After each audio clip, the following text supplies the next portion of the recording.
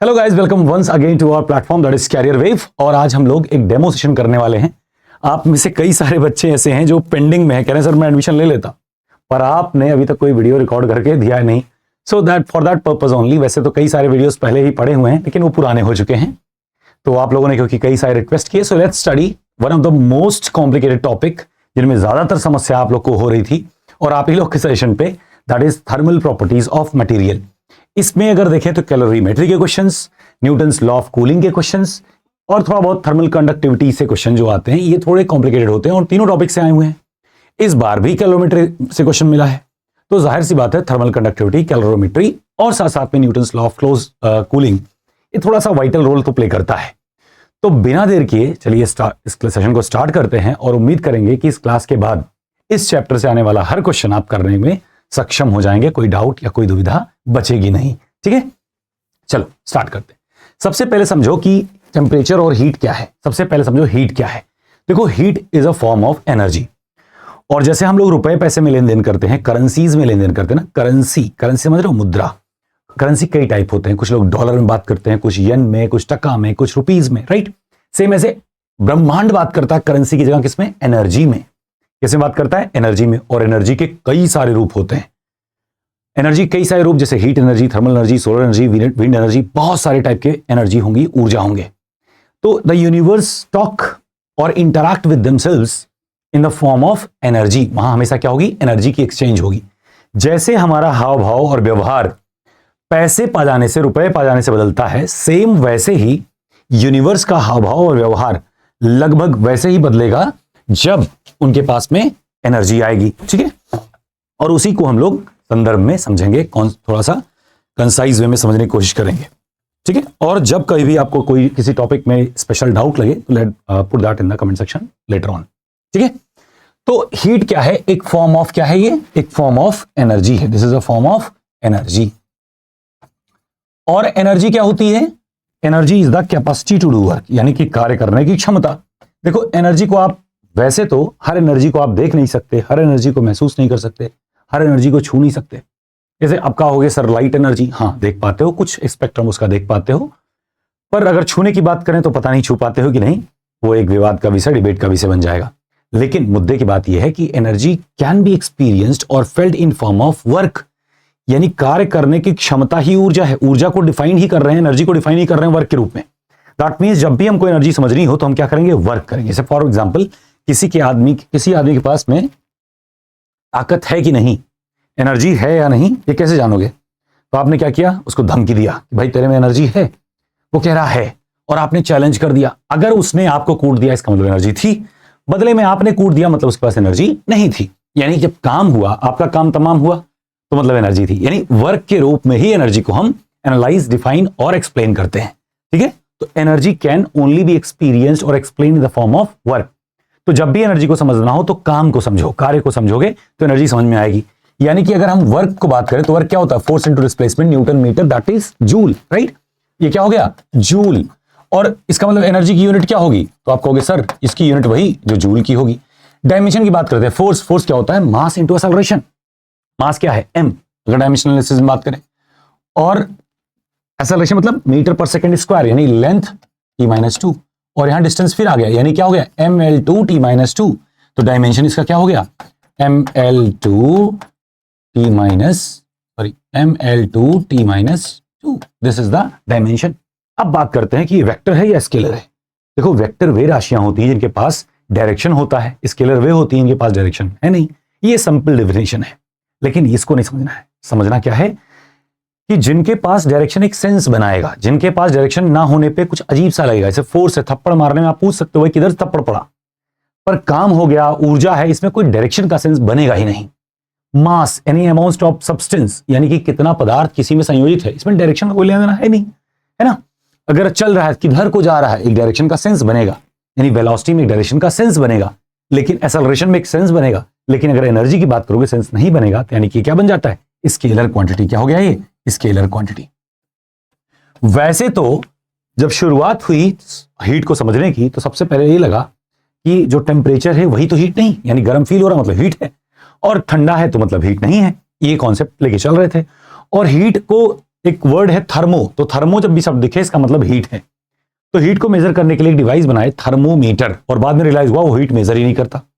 तो thermometer actually क्या करते हैं, टेम्परेचर मेजर करते हैं। तो टेम्परेचर मेजर के लिए क्या क्या बनते हैं, थर्मोमीटर। तो थर्मोमीटर क्या है, टेम्परेचर मेजर करते हैं, ना कि हीट। हो सकता है, अब यहां पे थोड़ा सा कंफ्यूजन वाला पॉइंट आएगा, थोड़ा सा ध्यान दीजिएगा। देखो पहली चीज कि एनर्जी है, हो सकता है कोई आदमी अमीर आदमी हो, उसको आप 1 करोड़ दे दो, उसको फर्क ही ना पड़े। और हो सकता है कोई सड़क छाप हो, उसको 10 रुपए दे दो तो बदले में 5 रुपए तुमको दे कि जाओ तुम भी क्या याद रखोगे। यानी कि एक ही दुनिया में दो अलग अलग तरीके के लोग होते हैं। एक जो एनर्जी ज्यादा पचाएगा, एक एनर्जी पचा ही नहीं पाएगा, एनर्जी दिखाना शुरू कर देगा काम करके।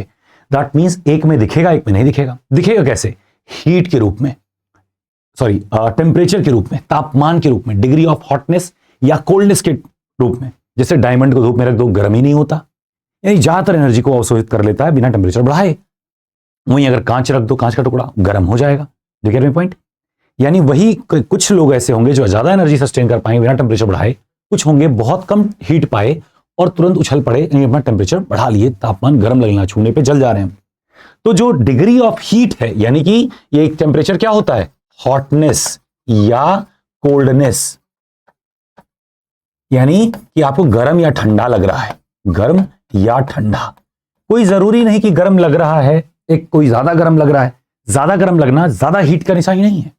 सेम पदार्थ के लिए ज्यादा हीट है, बट अगर दो चीजें हों, जैसे वाटर है, वो अपना 1 डिग्री सेल्सियस टेम्परेचर बढ़ाने के लिए पर केजी में, सॉरी पर ग्राम में 1 डिग्री सेल्सियस बढ़ाने के लिए 1 कैलोरी एनर्जी लेता है।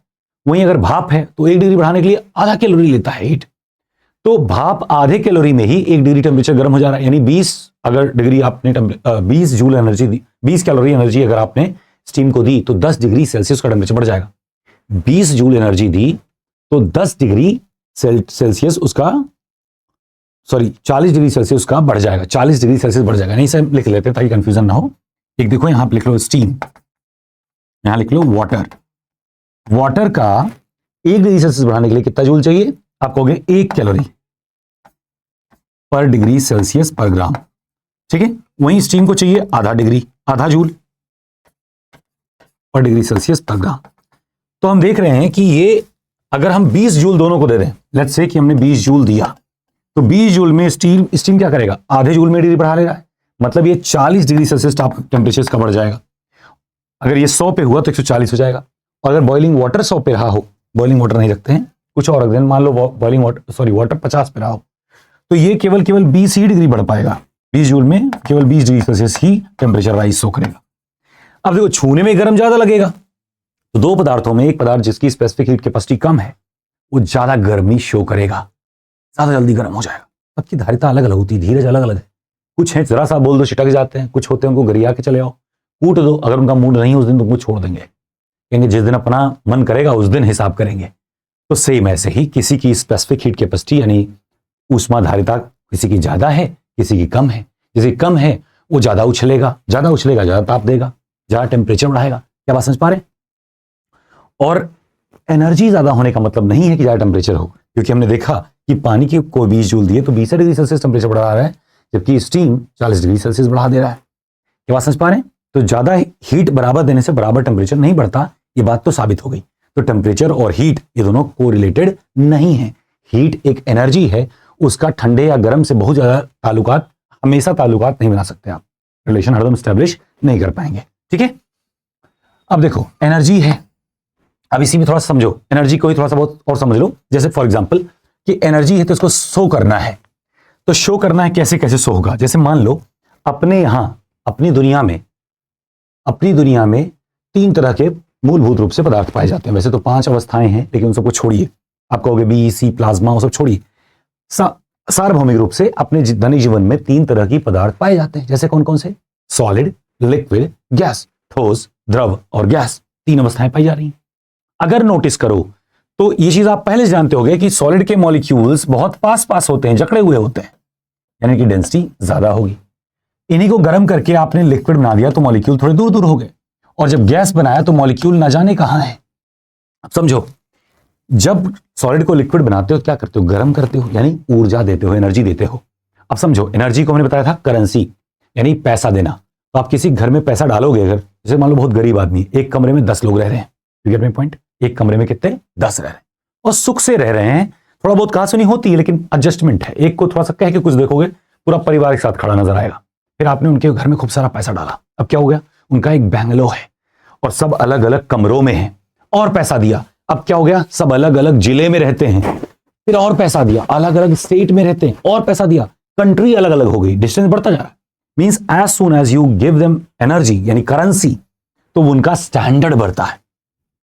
लेकिन स्टैंडर्ड डायरेक्टली नहीं बढ़ता, पहले पलायन तुरंत नहीं होता, पलायन होने से पहले कुछ और होता है, यानी माइग्रेशन से पहले भी एक घटना होती है। कौन सी घटना होती है, खटपट होती है, उस घर में से बर्तनों की बड़ी आवाज आती है। बर्तन की आवाज मतलब गुस्से की आवाज, जैसे एक के पास पैसा अगर आएगा तो गर्मी आएगी। अब दो कहते हैं दो शेर एक जंगल में नहीं रह सकते, सेम ऐसे एक फैमिली में एक बंदा ज्यादा कमाएगा, अगला सोचेगा वो ज्यादा खर्चा करता, मैं ज्यादा खर्चा करता हूं, ये बात रहेगी। धीरे धीरे डिस्टेंस अपने आप स्वाभाविक हो जाता है, आपसी अट्रैक्शन कम हो जाएगा, क्योंकि इस पर इंडिपेंडेंसी आ रही, मुझे गरज नहीं दूसरों की, मुझे किसी की जरूरत नहीं, रीजन कि अब मेरे पास संपन्नता है। So that means when you have enough energy, that means currency, you find out yourself to be self-reliant यानी independent, and when you get independent you don't even care for other, या care करते भी हो थोड़ा distance तो बन ही जाएगा आराम से, because you can survive alone. You get my point? अब सर्वाइवल का देखो, जितना इंडिपेंडेंसी आएगी उस हिसाब से दूरी जाएगी। यहां पे देखो क्या है कि इनका वॉल्यूम, शेप और साइज तीनों क्या है, कन्फाइंड है, कंस्ट्रेन्ड है यानी फिक्स्ड है। एक सॉलिड का अगर देखो तो ये सारी चीजें फिक्स रहती हैं, अनटिल अनलेस तुम नहीं चले गए वहां भौकाल मारने, तोड़ने ताड़ने लग गए तो अलग बात है। चीनी था, चीनी आधा खा गए तो देखो सर खत्म हो रहा है मांस, तो वो तो गलत बात हो गई, आमतौर पे नहीं होगा। लिक्विड केस में जब आपने उसी चीनी को गर्म करना शुरू कर दिया, वो लिक्विड बन गया, लिक्विड का वॉल्यूम कंस्ट्रेंड है, यानी अब भी आपस में बंधे हैं, एक दायरा है, उसके बाहर नहीं जाएंगे, there is a certain limitation. और अब जब एनर्जी बढ़ेगी तो एक टाइम आएगा जब वो गैस बनेंगे, और जब गैस बनेंगे तो क्या होगा, अब इनका दायरा नहीं रहा। परफ्यूम की बोतल यहां, मैगी यहां बनेगी, खबर पड़ोसी को लग जाएगी, सब भीड़ बना के यहीं बैठ जाएंगे कि खाना सबको है। जिगर में पॉइंट, तो मैगी की महक वहां तक गई कैसे, चाय की महक वहां तक गई कैसे, रोक नहीं पाओगे। क्यों? क्योंकि गैस है, गैस का स्पीड या आपसी अट्रैक्शन है ही नहीं, एक दूसरे को रोकते ही नहीं, जा रहा है। यहां क्या है, हर मॉलिक्यूल्स के बीच में इंटरमॉलिक्यूलर फोर्स ऑफ अट्रैक्शन, अंतर आणविक आकर्षण बल है, एक दूसरे को जकड़े हुए हैं।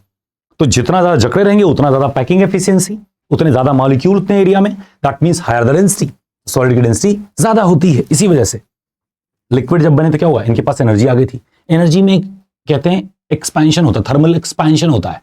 थर्मल एक्सपेंशन क्या है, ऊष्मीय प्रसार। जब आप ऊष्मा दोगे तो फैल जाएंगे, दूर होंगे, उसी को थर्मल एक्सपेंशन कहते हैं। यानी यही मॉलिक्यूल दूर दूर होने लगेंगे और क्या करेंगे, और आपस में इसे वाइब्रेट करते रहेंगे, लड़ते रहेंगे। ठीक है, तो जब भी आप एनर्जी देते हो तो एनर्जी दो तरीके से यूज होती है। एक तो काम के रूप में, जैसे काम के रूप में यानी पी डेल वी, यानी वॉल्यूम बढ़ा रहे हैं, यानी वॉल्यूम को बढ़ा रहे हैं, यानी दूरी बढ़ रही है। और एक क्या होता है, इंटरनल एनर्जी बढ़ाने में। ये आप पढ़ोगे थर्मोडायनेमिक्स में, हालांकि इस चैप्टर का कॉन्सेप्ट नहीं है, बस ना समझना, जब भी ऊर्जा दोगे दो चीजें होंगी, या तो अपनी सुख सुविधा बढ़ाएगा या तो अपने आप को बढ़ाएगा। इधर यू इन्वेस्ट और इधर यू स्पेंड, दो चीजें होती हैं पैसा पाने पे, दो चीजें, या तो बढ़िया बढ़िया कपड़े ले लोगे, सब उड़ा उड़ा के खत्म कर दोगे जो खेल के, या फिर आप उसको इन्वेस्ट करोगे, ग्रो करोगे, या फिर आप दोनों ही करोगे बराबर हिसाब से कि भाई 30% मेरा स्पेंडिंग रहेगा, 20% मेरा इन्वेस्टमेंट रहेगा, 20% मेरा कंटिजेंसी रहेगा।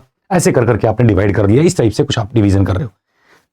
तो यहां पे इंटरनल एनर्जी क्या है, अपने ऊपर खर्च करना। तो अपने ऊपर जब खर्च होता है ना, घर में जब खर्चा जब बढ़ता है तभी लड़ाई होती है कि उन्होंने 10 खर्च किया, मैं 20 खर्च किया। तो ये जो आपस में टकराहट है मॉलिक्यूल की, इसी की वजह से टेम्परेचर बढ़ता है। तो internal energy gives rise to temperature, internal energy gives rise to temperature. ठीक है, एमसी डेल्टा टी। और जब हम वर्क की बात करें तो ये अगर प्रचार हो रहा है, अगर इन्वेस्टमेंट आ रहा है, तो समझो बात को, पैसा आपको घर में मिला, आपने सारा पैसे का कहीं और एक्सपेंस कर दिया कि भाई कल को इससे कमाएंगे, तो घर में पैसा आया नहीं, आपकी स्टैंडर्ड वही की वही रही, घर में खटपट हुआ नहीं, जैसे तब थे वैसे आज भी हो, तो यानी टेम्परेचर नहीं बढ़ता। अगर सारा एनर्जी वर्क में यूज हो जाए तो गैस का टेम्परेचर नहीं बढ़ेगा, even though you are heating, but temperature नहीं बढ़ेगा। फॉर एग्जाम्पल, अगर हम थोड़ा सा और आगे आए और देखें कि भाई देखो हमने क्या किया, हीट देना शुरू किया, इधर हम दे रहे हैं हीट और इधर है टेम्परेचर, और जैसे से हम हीट बढ़ा रहे थे उसका इंटरनल एनर्जी बढ़ रहा था, है ना, इंटरनल एनर्जी बढ़ रहा मतलब टेम्परेचर बढ़ रहा है हीट के साथ में।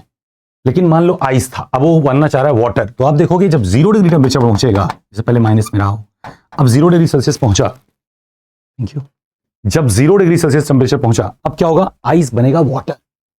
लेकिन आइस वाटर बनने में क्या हो रहा है, अब इन्वेस्टमेंट हो गया, यानी अब देखोगे टेम्परेचर यहां से यहां तक, यानी कि इधर अगर आप देखो ये है 0 डिग्री सेल्सियस और लेट्स से ये है 100 डिग्री सेल्सियस। अब देखो यहां से यहां तक आपने 80 कैलोरी दे दी, 1 ग्राम की बात हो रही पानी की, 80 कैलोरी एनर्जी दे दी और टेम्परेचर कुछ बढ़ा ही नहीं। अब इसके बाद फिर टेम्परेचर बढ़ना शुरू होगा, तब तक बढ़ेगा जब तक कि ये बॉईल ना होने लग जाए। जब बॉईल होगा 100 पे तो देखोगे 100 कैलोरी के बाद में 500 डिग्री सेल्सियस के बाद 540 कैलोरी दे रहे हो उस ग्राम ऑफ वाटर को, और तब भी उसका टेम्परेचर बढ़ नहीं रहा है, वो 100 ही बना हुआ है। फिर बढ़ना शुरू होगा जब वापस से स्टीम बन चुका होगा। यानी जब भी स्टेट ट्रांसफॉर्म हो रहा है, यहां आइस है, यहां वाटर है और यहां गैस है, तो आप देख रहे हो जब भी स्टेट में चेंज आ रहा है तो काफी एनर्जी यूज अप हो रही है एज एक्सपेंशन, और उसमें क्या हो रहा है, टेम्परेचर राइज करने को ही नहीं मिल रहा है, यानी पूरी की पूरी एनर्जी एक्सपेंशन में जा रही है।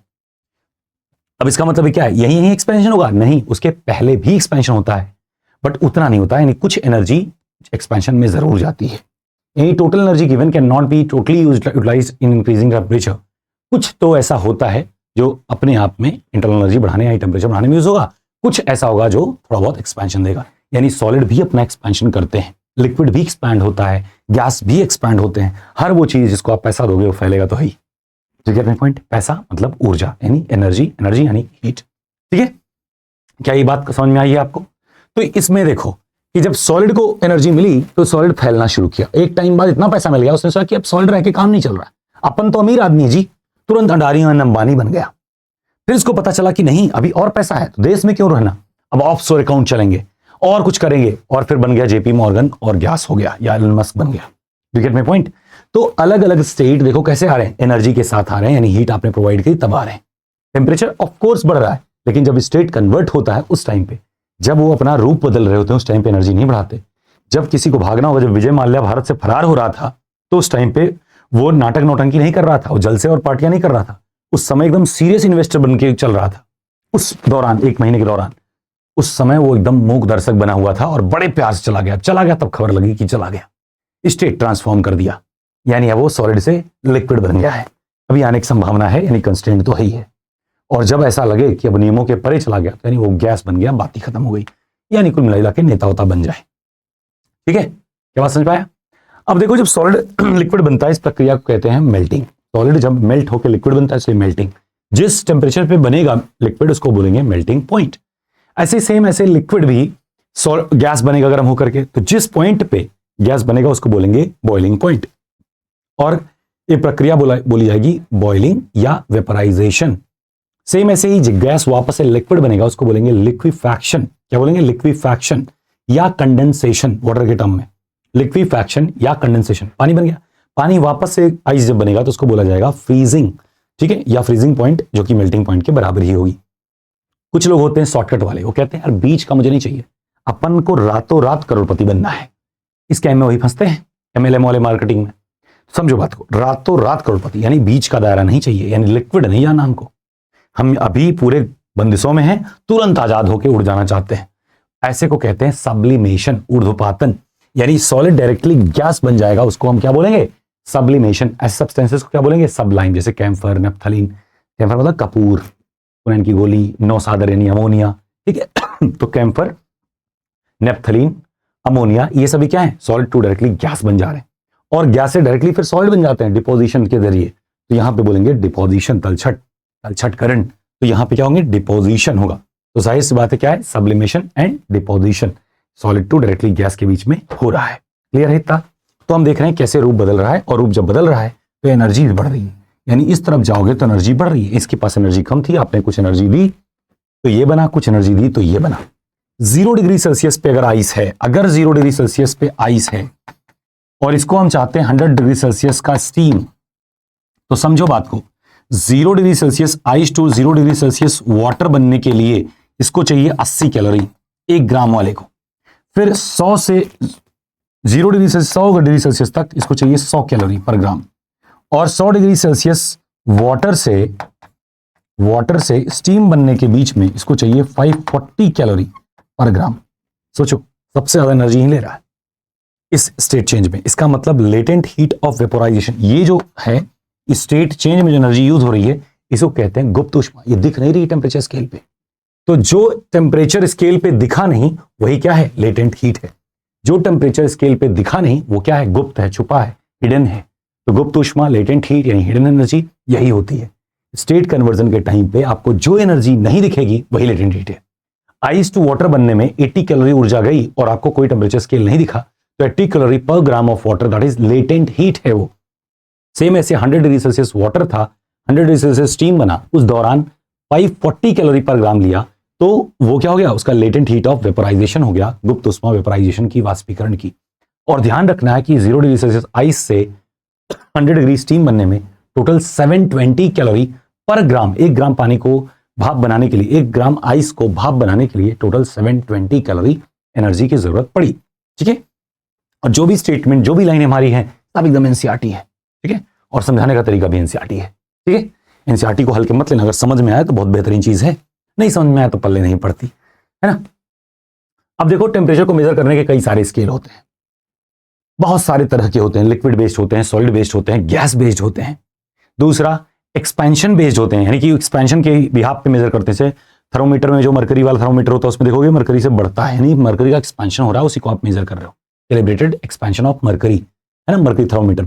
सेम ऐसे एक्सपेंशन के बजाय सी बैक भी होता है, यानी थर्मोकपल्स होते हैं। थर्मोकपल समझते हो, एक तरफ ठंडा एक तरफ गर्म कर दोगे तो उसमें से क्या हो जाएगा, करंट जनरेट हो जाता है, उसको सी बैक कहते हैं। इसका ठीक उल्टा पेल्टियर होता है। बहुत ज्यादा गहराई मत जाना, बस समझो, सी बैक हो गया। उसके बाद रेडिएशन बेस्ड होते हैं। रेडिएशन बेस्ड भी आपके क्या होता है, टेम्परेचर मेजरमेंट करते हैं, इसे पायरोमीटर बोलते हैं, बोलोमीटर बोलते हैं, बोलोमीटर पायरोमीटर, रेडिएशन के जरिए टेम्परेचर मेजर करने का काम कर रहे हैं। तो रेडिएशन बेस्ड यानी energy, rate of energy transfer based हो गया। फिर उसके बाद में एक थर्मोकपल बेस्ड, फिर उसके बाद में आपने देखा एक्सपेंशन बेस्ड। और सॉलिड बेस्ड में क्या थे, जो सॉलिड बेस्ड प्लेटिनम वाला सॉलिड बेस्ड मरकरी थर्मोमीटर है। सेम ऐसे गैस बेस्ड H2 N2 ये सब क्या है, गैस बेस्ड थर्मोमीटर्स हैं जो कि हाई टेम्परेचर मेजर करते हैं। लिक्विड में क्या है, मरकरी और एल्कोहल, है ना, स्पिरिट, ये सब क्या है, ये सब लिक्विड बेस्ड थर्मामीटर्स हैं। तो कई तरह के स्टेट्स में थर्मोमीटर मिल सकते हैं, बात खत्म। अब आते हैं अपने चैप्टर में। अपना चैप्टर खाली 3 थर्मोमीटर की बात करता है, डिग्री सेल्सियस, और किसकी बात करता है, डिग्री फ़ारेनहाइट, और किसकी बात करता है, केल्विन की। ठीक, तो ऐसे समझो, 0 डिग्री सेल्सियस पे वाटर फ्रीज होता है, 100 डिग्री सेल्सियस पर वाटर बॉईल होता है। बस इतना याद रखना कि ये है फ्रीजिंग पॉइंट और ये है बॉइलिंग पॉइंट। फिर देखो क्या है, अगर हम फ़ारेनहाइट स्केल पे जाएं तो 32 डिग्री फ़ारेनहाइट और 212 डिग्री फ़ारेनहाइट पे बॉईल होता है। केल्विन पे जाओगे 273 और 373 आ जाएगा। अब समझो, इंटरपोलेट कर दो कि भाई हमने क्या किया कि जो भी हमने स्केल लिया, ऐसे मान लो C, तो C माइनस, जैसे होता ना x माइनस लोअर लिमिट या अपर लिमिट कोई ले लो, अपॉन में टोटल डिवीजन कर दो एक लिमिटेड एरिया का, या स्लोप बराबर कर लिया ऐसे करके। तो C minus freezing point upon freezing to boiling that is 100, फिर F minus freezing point upon freezing to boiling 180 का अंतर, फिर K minus freezing point 273 upon 273 से 373 के बीच में कितना अंतर है, तो आप कहोगे 100। 20 से मल्टीप्लाई कर दो तो आ गया C/5 is equals to F minus 32/9 is equals to K minus 273 upon 5। अब ये हो गया टेम्परेचर स्केल कन्वर्जन। एक को दूसरे में जब चाहो तब कन्वर्ट कर सकते हो। यहीं पे याद रखना कि degree Celsius is equals to degree Fahrenheit at -40 degrees, -40 degree Celsius या -40 डिग्री फ़ारेनहाइट। सेम ऐसे ही अगर आप फ़ारेनहाइट की बात करो इक्वल टू केल्विन की बात करोगे तो ये शायद 574.25 के आसपास आता है, शायद इसी के आसपास आता है, इसको जरूर चेक करना। अगर हम डिग्री सेल्सियस और केल्विन की बात करें तो ये संभव ही नहीं है, क्योंकि degree Celsius plus 273 is equals to kelvin, तो ये दोनों कभी मैच ही नहीं करेंगे, इनका सॉल्यूशन नहीं है, ये दोनों पैरेलल लाइंस हैं। तो ये दोनों ग्राफ पे पैरेलल लाइन निरूपित करेंगे, लेकिन हाँ CF और FK, FC FK, इन दोनों का क्या होगा, एक ना एक सॉल्यूशन आपको मिलेगा, इंटरसेक्शन पॉइंट मिलता है, जो ही सॉल्यूशन हमने आपको बता दिया। तो ये कन्वर्जन स्केल हो गया जो आपको याद रहना चाहिए। देखा कितना आसान था टेम्परेचर स्केल समझना, फर्जी का हवा उड़ाए हुए थे। देखो छोटा सेशन होगा लेकिन बहुत सारी चीज समझेंगे, तो थोड़ा पेशेंस बना के रखना, बहुत सारी चीज सीखनी है।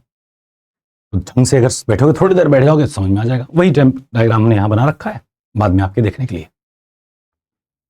तो लेटेंट हीट क्या था, heat used in state conversion या ट्रांसफॉर्मेशन। जब स्टेट बदलता है उसके बीच में भी जो एनर्जी यूज होती है जो कि थर्मोमीटर पे दिखाई नहीं देती, उसको हम क्या कहते हैं? लेटेंट हीट, गुप्त ऊष्मा। इसके एग्जांपल में क्या है? जैसे कई बार देखे होगे कि आपको पता होगा कि 100 डिग्री सेल्सियस पे ही पानी भाप बनता है। नहीं, कपड़े तो हमारे ऐसे ही सूख जाते हैं, भाप बन के ही पानी जाता होगा। पानी बह के थोड़ी जाता कपड़े में से, भाप बन के ही जाता है। तो क्या कम एनर्जी पे कपड़ा वेपराइज हो रहा है? नहीं, बाकी की एनर्जी वो उसी कपड़े से ही ले रहा है। Do you get my point? यानी वेपोराइजेशन होने के कई सारे कंडीशंस होते हैं, जिसमें area exposed, humidity, wind velocity, temperature difference, कई सारे हैं। केवल टेम्परेचर ही एक फैक्टर नहीं है वेपोराइजेशन का। लेकिन जब भी वेपोराइजेशन होगा तो एक सर्टेन अमाउंट ऑफ एनर्जी पे ही वेपोराइजेशन होगा, वो तो फैक्ट है। तो उस एनर्जी को लेगा कहां से? तो उसी मटेरियल से जिसके भी कांटेक्ट में होगा उसी से लेगा। जैसे पौधे ट्रांसपायर करते हैं, वाष्पोत्सर्जन करते हैं पौधे, है ना?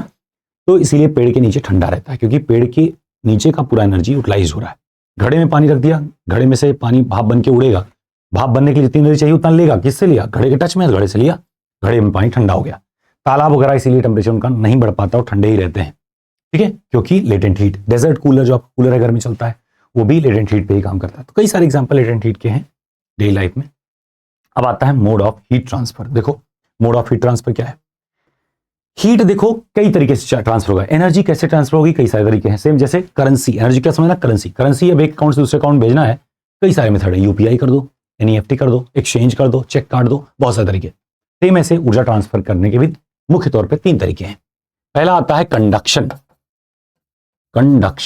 तो कंडक्शन में देखो क्या होता है, चालन विधि में ये मॉलिक्यूल जब सटे सटे होंगे, अगर मॉलिक्यूल सटे सटे हैं तो एक मॉलिक्यूल से एनर्जी निकली और वो एनर्जी गई दूसरे में, दूसरी तीसरी को, तीसरी चौथी को, चौथी पांचवी को, एंड सो ऑन। यानी मॉलिक्यूल टू मॉलिक्यूल क्या हो रहा है यहां पे? Molecule two molecule energy transfer हो रहा है। और इसमें सबसे खास बात यह है कि इन दोनों को टच में रहेंगे तभी होगा। अगर मॉलिक्यूल जरा से दूर हुआ तो आगे करे मतलब बहेगा ही नहीं।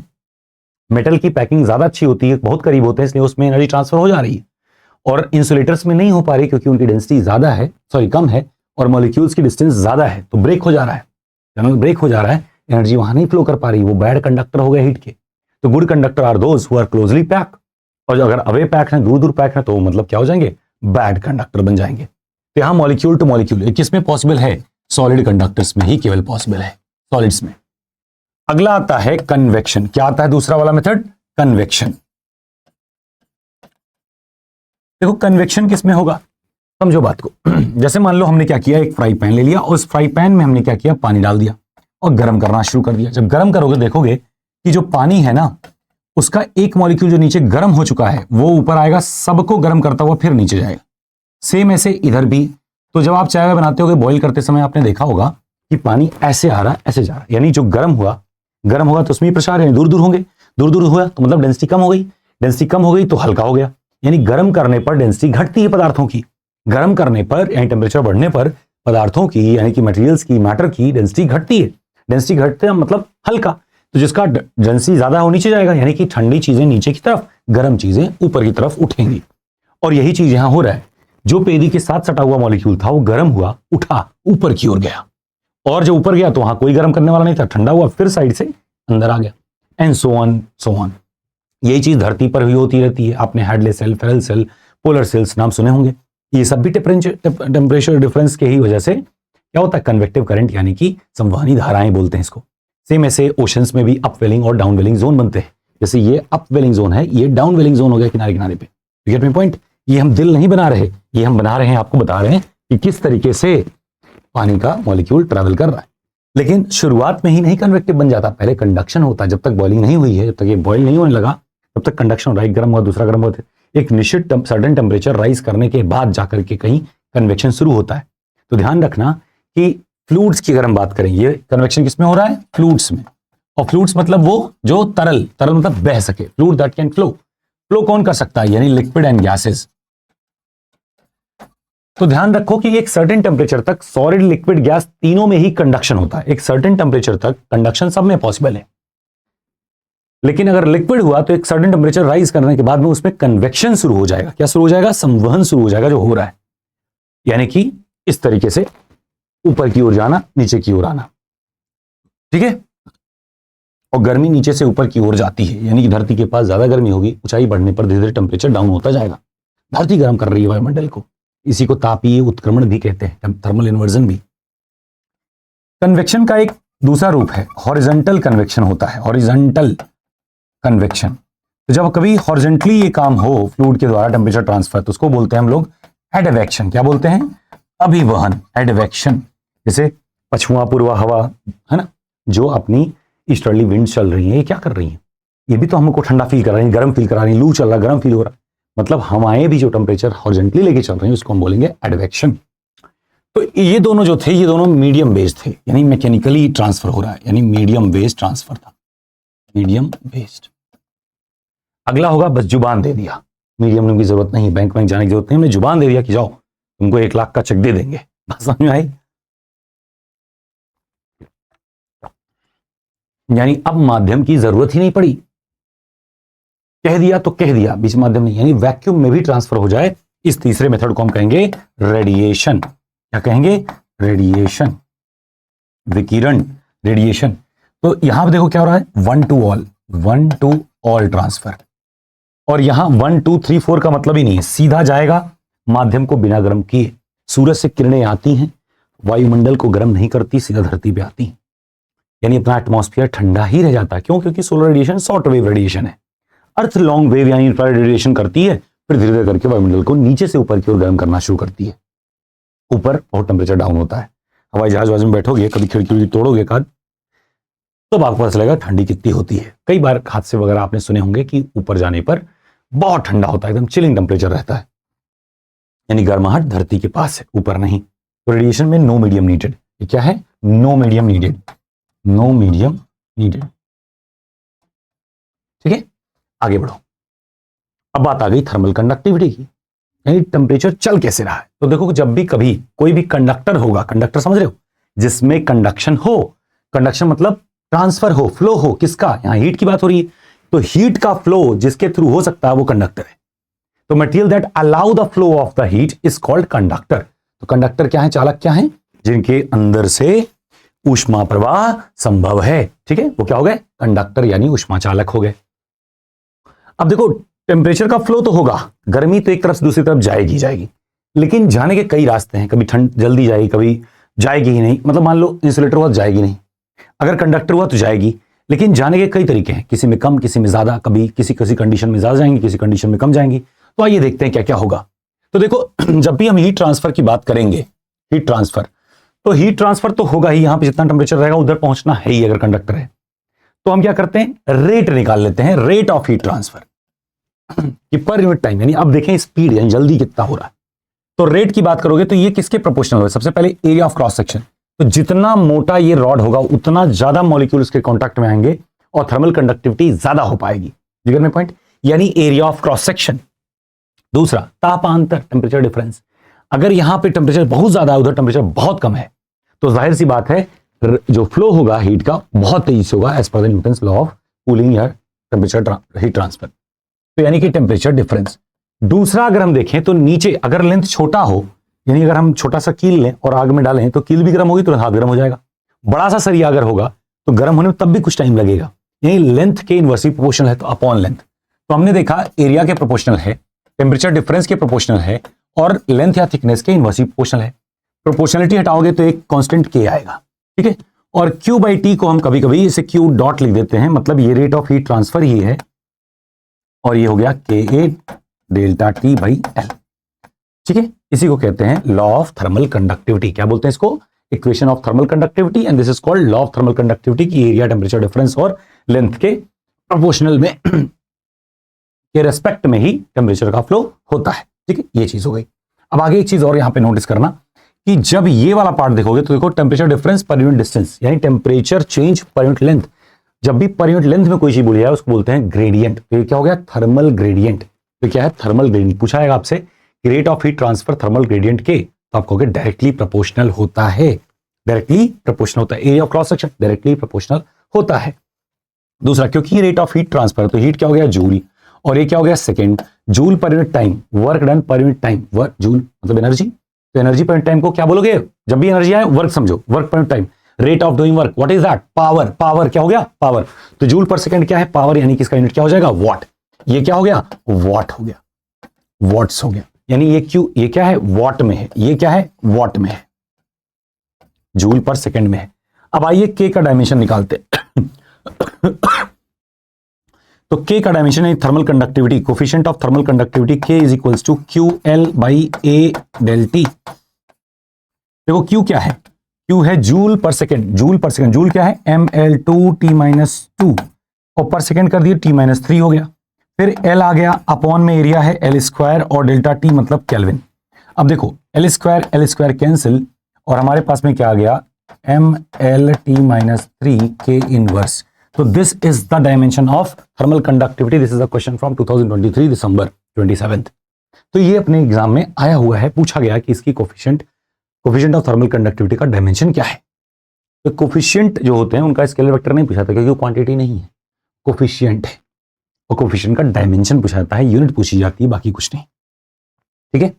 और अगर आपसे यूनिट पूछे तो देखो क्या है, देखो आप कह सकते हो इसको वॉट मीटर पर मीटर स्क्वायर, यानी कि पर मीटर, तो वॉट पर मीटर पर केल्विन। तो वॉट पर मीटर पर केल्विन अगर कहीं लिखा है, इसका मतलब कोफिशिएंट ऑफ कंडक्टिविटी बोल रहा है। वो क्या है? कोफिशिएंट ऑफ कंडक्टिविटी है। खैर आइए कुछ क्वेश्चन कर लेते हैं इस पे। A wall has a surface area of 1 metre square, तो हमारे पास में एरिया कितना मिल गया? 1 मीटर स्क्वायर। देखो कितना आसान क्वेश्चन है। थिकनेस मतलब लेंथ की वैल्यू मिल गई 0.6 मीटर। आगे देखो थर्मल कंडक्टिविटी के की वैल्यू दिया हुआ है 0.65 वॉट पर मीटर पर केल्विन, देखा वॉट पर मीटर पर केल्विन दे दिया। फिर आगे देखो the temperature on the inner and outer surface are this and this, तो डेल्टा टी निकालो, तो डेल्टा टी कितना हो जाएगा? 1300 हो गया ना। देखो 1640 माइनस 340 दैट इज 1300। ठीक है। अब हमसे पूछा क्या है? Determine the rate at which heat transferred, तो rate of heat transfer is K A del T by L. हमें लगता है आप कर ही ले जाओगे, 0.65 इंटू 1 इंटू 1300 अपॉन लेंथ कितना दिया? 0.6। अमूमन तौर पे इसको काट ही दो, बात खत्म हो जाएगी। ये तो खत्म ही कर दो, 0.65 को खत्म ही कर दो, तो कुल मिला के 1300 के आसपास 1300 जूल पर सेकेंड आपका क्या आ जाएगा, या 1300 वाट आपका क्या आ जाएगा? आंसर आ जाएगा। ठीक है। अप्रोक्सीमेटली 1300 के आसपास जो भी ऑप्शन होगा वही आपका आंसर हो जाएगा। सॉल्व तो आप कर ही लोगे। ठीक है। तो इस तरीके से आपको अगर याद रहेगा काम बन जाएगा। अब एक क्वेश्चन और करें इस पे। इन स्टडी स्टेट, ये एग्जांपल नंबर 10.6 है अपने चैप्टर में। जो एग्जांपल्स हैं वो हम सारे कर चुके हैं, तो उसको देख लेते हैं। In steady state steel rod of length इतना is joined in series with copper rod of length इतना। तो पहले स्टील की बात करते हैं। ये है स्टील, और स्टील रॉड की लेंथ इन्होंने दे दी है 15 सेंटीमीटर। कितना दे दिया? 15 सेंटीमीटर। और एक दे दिया कॉपर लेंथ, यहां कोई कॉपर रॉड है जिसकी लेंथ दे दिया इन्होंने 10 सेंटीमीटर। आगे देखो between a furnace at 300 and a cold end 0 degree Celsius, तो ये 3 डिग्री 100 डिग्री सेल्सियस, ये हो गया 0 डिग्री सेल्सियस, एकदम इस एंड पे 0 डिग्री सेल्सियस। ठीक है। The area of cross section of steel rod is twice that of copper, तो क्या करो स्टील को ट्वाइस कर लो कॉपर का। तो लेट्स से ये कॉपर है, तो इसका अगर ए है एरिया ऑफ क्रॉस सेक्शन, तो इसका एरिया क्रॉस सेक्शन क्या हो जाएगा? 2a हो जाएगा। क्या हो जाएगा? 2a हो जाएगा। फिर क्या बोल रहे हैं? के ऑफ स्टील दिया हुआ है, find the temperature of the steel copper junction, यानी यहां पे टेम्परेचर क्या होगा? इस पॉइंट पे कह रहे हैं टेम्परेचर कितना होगा। अब ये बात सुनो, अगर आपने पढ़ा होगा कि फ्लो ऑफ करंट, जैसे यहां हीट करंट की बात हो रही है, वैसे ही करंट पढ़ा होगा, तो किसी वायर में चाहे मोटा हो या पतला हो, अगर सीरीज में है तो करंट सेम होता सब में। तो हीट ट्रांसफर जो भी यहां से स्टार्ट हो गया वही heat through out the system जाएगा। दैट मीन्स जब हीट इसमें जा रहा है तो यहां पे जो रेट ऑफ हीट ट्रांसफर है वही रेट ऑफ हीट ट्रांसफर इसमें ही है, क्योंकि रास्ता एक ही है ना। पैरेलल होता तो रेट ऑफ हीट ट्रांसफर दोनों में अलग अलग होते, बट क्योंकि ये सीरीज में है तो सीरीज में दोनों में हमेशा सेम करंट बहता है। ये चीज ध्यान रखना है आपको। पैरेलल में डिफरेंट करंट, पोटेंशियल सेम रहता है, यहां करंट क्या होगा? सेम रहेगा। तो इसमें हीट ट्रांसफर हम निकालेंगे तो आ जाएगा कि ये स्टील रॉड है, ये कॉपर रॉड है। तो देखो यहां पे क्या करेंगे हम, K S delta T upon L is equals to ACU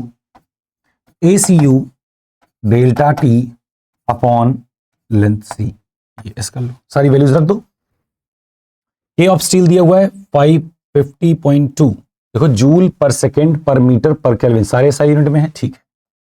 तो यहां रख दिया हमने 50.2 into area of steel, steel का एरिया कितना दिया हुआ है ट्वाइस दिया है, तो इसको लिख लो 2a। लेट्स से कि एरिया अगर इसका a है तो ये 2a हो, इसका एरिया अगर a रखोगे तो ये 2a हो जाएगा, 2a रख दिया। टेम्परेचर डिफरेंस कितना हो जाएगा, इधर 300 है इधर T है, तो 300 माइनस टी, टेम्परेचर डिफरेंस कितना हो गया 300 माइनस टी। अपॉन में लेंथ इसका कितना है 15 सेंटीमीटर, चाहो तो इसको मीटर बदल लो, तो 15 into 10 to the power minus 2।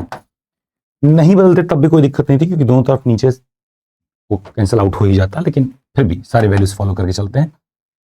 के ऑफ कॉपर दिया हुआ 385 इंटू ए इंटू डेल टी कितना हो जाएगा, देखो इधर 0 है इधर टी, तो टी माइनस जीरो या सिर्फ टी लिख लें चलेगा। अपॉन में लेंथ कितना है 10 सेंटीमीटर, 10 इंटू 10 पावर माइनस 2। अब देखो जो कटने लायक हो काट दो, जैसे ए से ए कट गया, ठीक, 10 पावर माइनस 2 से 10 पावर माइनस 2 कट गया और बाकी सॉल्व कर लो। Only thing that is unknown is T. यहां देखो 50 दूनी 100, तो माइनस 100 टी इधर हो जाएगा, उधर 385 टी है, और इधर 10 आ जाएगा, 100 बटा 385 और इधर 10 बटा 15 यानी 2 बटा 3, तो 200 बटा 900, 3 चौके 12, 200 बटा 12 6, पता नहीं, करना पड़ेगा, सॉल्व करना पड़ेगा, जितना भी आए that would be your answer. तो टी जो आएगा वैल्यू वो जंक्शन का टेम्परेचर दिखाएगा। ठीक है, आगे चलो 10.7 next example. An iron bar of length दे दिया, एरिया दे दिया, के दे दिया, और बताइए टेम्परेचर इतना है, और एक बता दिया ब्रास बार, उसका लेंथ, उसका एरिया, उसका के दे दिया और टेम्परेचर दे दिया, are joint end to end, यानी सीरीज में ही ज्वाइंट है। फिर कह रहा है जंक्शन टेम्परेचर, जंक्शन टेम्परेचर वैसे ही मेथड लगाएंगे जो यहां लगाए थे जंक्शन का टेम्परेचर निकालने के लिए, वही चीज देखो यहां पे इस तरीके से निकालेंगे। दूसरा फिर पूछा equivalent thermal conductivity of the combination, तो देखो आर ज्वाइंट टू एंड और दूसरा दोनों का लेंथ भी सेम है, एरिया भी सेम है, तो जो इनका इक्विवेलेंट आएगा ना ये आ जाएगा। तो एनीवे इसमें कुछ खास था नहीं, हीट करंट निकालना है क्यू, तो क्यू इज इक्वल्स टू किसी एक रॉड में से निकालोगे तो जो पहले रॉड में हीट करंट आएगा वही दूसरे में भी आ जाएगा, यानी हीट करंट दोनों रॉड के लिए सेम ही है, तो किसी एक रॉड का निकालोगे वो हीट करंट हो जाएगा। ठीक है, तो वो हीट करंट हो जाएगा, तो किसी एक का निकाल दो तो हीट करंट आ गया, यानी हीट करंट पहले ही कैलकुलेट कर सकते हो। जंक्शन टेम्परेचर पहले निकालना पड़ेगा फिर हीट करंट, तो जंक्शन टेम्परेचर आ गया तो हीट करंट, और इक्विवेलेंट उसके बाद में निकाल लो। ठीक है, इक्विवेलेंट थर्मल कंडक्टिविटी बाद में निकाल लो। तुम ले के बहुत आसान सा है, इसको अपने खुद से करना। नेक्स्ट देखते हैं, नेक्स्ट कॉन्सेप्ट हमारा दूसरा होगा। नेक्स्ट कॉन्सेप्ट आता है थर्मल एक्सपेंशन, ज्यादा समय ना जाए इसलिए हम लोग थोड़ा सा कंसाइज में करेंगे। थर्मल एक्सपेंशन क्या होता है, जब भी हम गर्म करेंगे चीजें फैलती हैं, गर्मी में हम लोग भी फैल के सोते हैं, ठंडी में सिकुड़ के सोते हैं, same goes with the every material. कोई मटेरियल जब उसके पास ऊर्जा कम होगी तो अपने पैर कहते हैं ना जितनी चादर उतनी पसारेगा, यानी मिनिमम रखेगा। ठीक है, थर्मल एक्सपेंशन में चीजें बढ़ती हैं, यानी कि अगर लेंथ की बात होगी तो जो चेंज इन लेंथ है that is L alpha delta T, और एरिया में जो चेंज आएगा तो del A is equals to A beta delta T, और वॉल्यूम में जो चेंज आएगा that is V gamma delta T, जहां alpha linear coefficient of expansion, beta areal coefficient of expansion, gamma volumetric coefficient of expansion है। और सबसे खास बात alpha ratio, beta ratio, gamma ये जो होते हैं 1:2:3 होते हैं। मतलब क्या है, बीटा 2 गुना होगा अल्फा का, गामा 3 गुना होगा अल्फा का। ठीक है, अब एक चीज और देखना कि अगर हम देखें तो del L is equals to L alpha delta T, इसका मतलब डेल एल बाई एल ये क्या गया अल्फा डेल्टा टी, और डेल एल बाई एल मतलब change in dimension per dimension that is called strain, यानी कि thermal strain E30, thermal strain is equals to alpha delta T. तो thermal strain जो होती है वो क्या होती है alpha delta T, thermal strain क्या होती है अल्फा डेल्टा टी। आओ क्वेश्चन कर लेते हैं इस पे भी। कह रहे the coefficient of linear expansion of brass and steel rod और अल्फा 1 एंड अल्फा 2, तो एक ब्रास है और एक मतलब पीतल और एक स्टील है, दोनों अल्फा 1 एंड अल्फा 2 के नाम से उनका थर्मल कोफिशिएंट है। फिर कह रहे हैं कि L1 L2 उनका लेंथ है, अगर L2 माइनस L1 जो है maintained eight same at all temperature, कह रहे हैं उनके जो लेंथ में डिफरेंस है वो हमेशा सेम रहेगा, यानी कि जैसे पहले L2 माइनस L1 करो और बाद वाला जो लेंथ है L2 dash minus L1 dash करो तो ये सेम रहेगा। तो यहां लिखो L2 minus L1 is equals to L2 dash मतलब क्या L2 प्लस डेल L2, और ये क्या हो जाएगा, minus of L1 plus del L1, यही तो है। तो चेंज करो तो आ जाएगा L2 plus del L2 minus L1 plus sorry minus del L1। देखो L2 माइनस L1 इधर भी हो गया, L2 माइनस L1 इधर भी है, तो आप क्या करो, इसको हटा दो, इधर ले आओ, तो इसका मतलब आ जाएगा del L2 minus del L1 is equals to 0, या आप कह सकते हो del L2 is equals to del L1। ठीक, डेल L2 क्या है,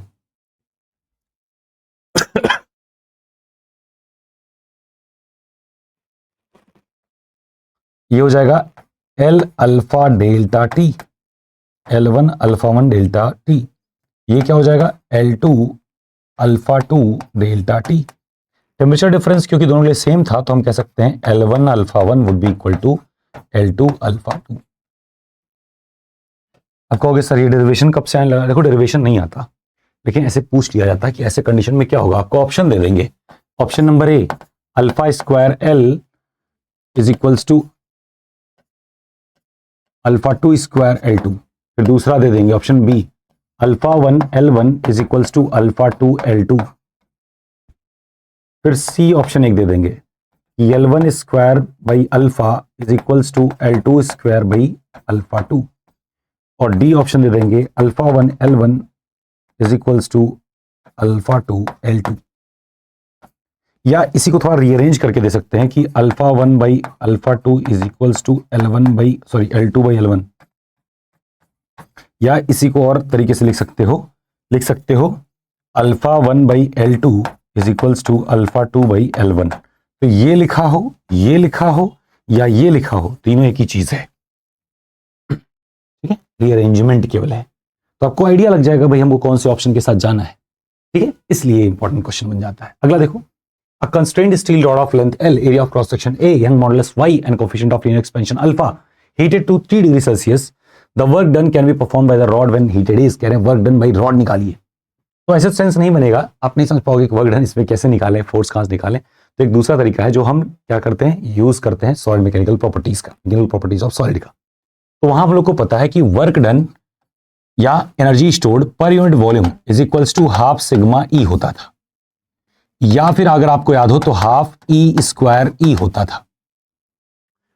क्यों, क्योंकि हमको पता है कि E is equals to sigma by E होता है, स्ट्रेस अपॉन स्ट्रेन, तो sigma is equals to E हो जाएगा, तो यहां पे सिग्मा पे E और कैपिटल ई रखोगे तो E स्क्वायर ई आ जाएगा, ये आ जाएगा, क्लियर है। अब देखो work done per unit volume is equals to half E square क्या है, अल्फा टी है, तो alpha square T square E, ठीक है। अब देखो वर्क डन क्या हो जाएगा, half alpha square T square, और वॉल्यूम लेके चले आओ इधर, वॉल्यूम इधर लेके चले आओ तो आप वॉल्यूम लिख सकते हो, या फिर कहीं ऐसे भी लिख सकते हैं कि alpha square T square area into length, E area length, तो कहीं भी ऐसा दिख जाए तो वर्क डन आपका आ गया थर्मल स्ट्रेन द्वारा किया गया कार्य, तो work done by thermal energy is this. तो ये भी आपको अगर याद रहे तो मजा आ जाए, ठीक है। तो ऐसे वर्क डन भी निकाल सकते हो। अगला देखो, अब ब्लैक 10.2 है example number, a blacksmith has to fit an iron ring of diameter इतना इसका डायमीटर था रिंग का, लेकिन उसको रिम पे चढ़ाना है जिसका डायमीटर इतना है 27 डिग्री सेल्सियस पे, रूम टेम्परेचर पे इसका डायमीटर इतना, इसका मतलब कि इससे ये वाला डायमीटर देखो ज्यादा है, ये 231 है, ये 243 है, तो डायमीटर ये ज्यादा है, तो कह रहे हैं कितना टेम्परेचर पे इसको गर्म कर दें कि ये इस पे चढ़ जाए, यानी इसके बराबर हो जाए, और अल्फा बता दिए। तो देखो पहले हम निकालेंगे change in dimension, that is change in dimension कैसे आएगा, 5.243 माइनस 5.231 और अपॉन लेंथ कर दो, लेंथ क्या original length, that is upon हो जाएगा 5.231 और इज इक्वल्स टू क्या होता है del L by L, that is E, that is equals to क्या होता है अल्फा टी, अल्फा की वैल्यू दिया हुआ है अल्फा इंटू टी, जो भी टेम्परेचर आप राइज करने वाले हो। अब इसको निकालना अल्फा की वैल्यू रख देना, यानी 5.243 minus 5.231 upon 5.231 is equals to alpha की वैल्यू दिया है 1.2 into 10 power 5 minus 5 into T. अब यही है टेम्परेचर इंक्रीज, ठीक है। तो जो भी यहां टेम्परेचर की वैल्यू आएगी वो 27 से ज्यादा होगी, इतना ज्यादा होगी, या फिर यहां लिख लो T माइनस 27, अब ज्यादा सही है। अब जो टी आएगी वही एग्जैक्ट टेम्परेचर है जो होना चाहिए। इन्होंने क्या पूछा था कि टू व्हाट अप्रॉक्सीमेट टेम्परेचर ये आयरन रिंग हीट किया है, टी में 27 लिख लो। अब टी की वैल्यू वो वैल्यू आएगी जो आपको चाहिए, जितने पे ये मिलेगा। ठीक है, तो कितना आसान था देखो। अगला देखो, अब आ गया heat capacity. What is heat capacity? Heat capacity मतलब ऊष्माधारिता, कितना एनर्जी कोई अपने अंदर डाल सकता है बिना पता लगे। देखो किसी के अकाउंट में पैसा है कि नहीं कैसे पता चलता है? उसके हाव भाव, उसके जूते, उसके ब्रांड, उसके बैग, उसके चश्मे, है ना, यही देख के पता चलता है। पर दुनिया ऐसे नहीं दिखती। दुनिया देखती है कि कितनी इसकी औकात और कितना फैला हुआ है। That means density versus volume देखती है कि आपकी डेंसिटी लगभग इतनी होनी चाहिए, लेकिन आपकी वॉल्यूम तो उसके हिसाब से ज्यादा है, मतलब आपने डेंसिटी अपनी घटी पड़ी है। तो किसी चीज की अगर डेंसिटी उसके रिलेटिव में कम है, यानी नेचुरल डेंसिटी से अगर कोई डेंसिटी कम पाई जा रही, इसका मतलब उसका वॉल्यूम बढ़ा है। मॉलिक्यूल तो कहीं नहीं गए, वॉल्यूम बढ़ा है, यानी कि उसने एनर्जी छुपा के रखा है। बात समझ पा रहे हैं? यानी उसकी डेंसिटी घट जाती, गर्म करोगे तो फैलेगा। दूसरा, उसका टेम्परेचर देख के कि वो कितना एनर्जी रखा हुआ है, क्योंकि इंटरनल एनर्जी जैसे जैसे बढ़ती जाती है वैसे वैसे उसका टेम्परेचर इंक्रीज हो जाता है, ms डेल्टा टी। यानी कि अगर हम देखें कि उसके अंदर कितना एनर्जी स्टोर्ड है तो हम उसका तापमान देख के बदल सकते हैं कि कितना एनर्जी स्टोर्ड है। लेकिन कई चीजें हैं कि एनर्जी स्टोर करते समय वो पूरा टेम्परेचर ज्यादा दिखाती हैं, कुछ है टेम्परेचर कम दिखाएंगे। यानी एनर्जी स्टोर्ड पर यूनिट पर जूल रिक्वायर्ड पर degree Celsius of temperature is called heat capacity. तो हीट कैपेसिटी मतलब कितना एनर्जी चाहिए 1 डिग्री सेल्सियस टेम्परेचर बढ़ाने के लिए, या पर यूनिट टेम्परेचर बढ़ाने के लिए। 1 केल्विन, 1 डिग्री जो भी बढ़ाना हो उतना बढ़ाने में कितना जूल चाहिए। जैसे वाटर को 1 कैलोरी चाहिए पर डिग्री सेल्सियस के लिए, ठीक है, अगर 1 ग्राम हुआ तो। अब अगर वही 2 किलो है तो ज्यादा चाहिए। तो हीट कैपेसिटी स्पेसिफिक नहीं है मास पे। ज्यादा मास होगा तो हीट कैपेसिटी ज्यादा आएगी, थोड़ा मास होगा तो हीट कैपेसिटी थोड़ी आएगी। क्योंकि ये तो कह रहा है कितना डिग्री लगा 1 डिग्री बढ़ाने में, कितना जूल लगा कि 1 डिग्री टेम्परेचर बढ़ाने में। ये नहीं पूछ रहा है कि कितना सामान रखे थे तुम। आधा लीटर गर्म कर रहे थे पानी, 2 लीटर पानी गर्म कर रहे थे, 10 लीटर पानी गर्म कर, डजंट मैटर। पर आपका कितना एनर्जी लगा 1 डिग्री बढ़ाने में, ये कोई बात होती है? नहीं होती बात। यानी कि ये अपने आप में उतना सुटेबिलिटी नहीं दे पाया क्योंकि इसने मास की बात नहीं की। तो हम आ गए स्पेसिफिक हीट कैपेसिटी पे। तो स्पेसिफिक हीट कैपेसिटी में देखते हैं कि कितना जूल एनर्जी लगी पर डिग्री टेम्परेचर बढ़ाने के लिए पर यूनिट मास भी, और इसको कह दिया S। तो यहां से अगर गौर करो तो हमारे पास Q is equals to ms delta T हो गया।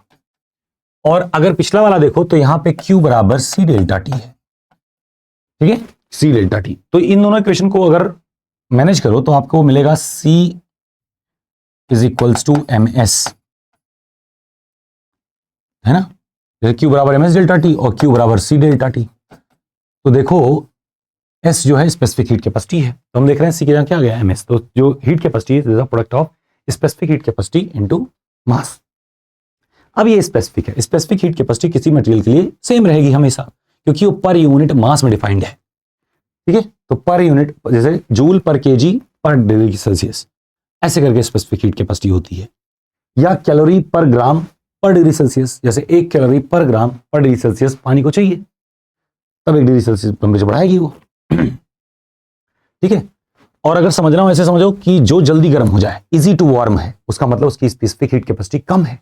जैसे गर्म होने में बहुत टाइम लग रहा है, आप जूल पे जूल दिए जा रहे हो तब जाके गर्म हो रहा है, तो उसका मतलब स्पेसिफिक हीट कैपेसिटी उसकी ज्यादा है, ऊष्माधारिता ज्यादा है, जल्दी उबल नहीं रहा, वो जल्दी टेम्परेचर नहीं शो करने दे रहा है, यानी वो ज्यादा समाहित करके रखा है लेकिन टेम्परेचर नहीं ज्यादा बढ़ा रहा है ना, दिखा ज्यादा नहीं रहा है, जमीन पर ही उसके पांव हैं। आगे देखो, आगे बात कैलोरीमेट्री की। यहां से भी क्वेश्चन बनता है और बढ़िया क्वेश्चन बनता है, समझो इसको।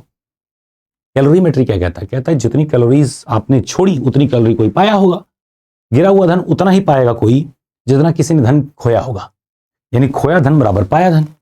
यानी कोई एक एनर्जी देगा, कोई दूसरा एनर्जी वो पाएगा। That means net energy conserve है। तो ब्रह्मांड की कुल ऊर्जा क्या है? संरक्षित है।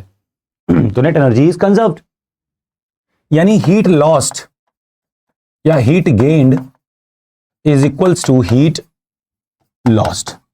बस यही समझना है, ठीक है। तो दी गई ऊर्जा बराबर ली गई ऊर्जा, यही अगर समझ जाओगे तो ये क्वेश्चन हमेशा सही होंगे।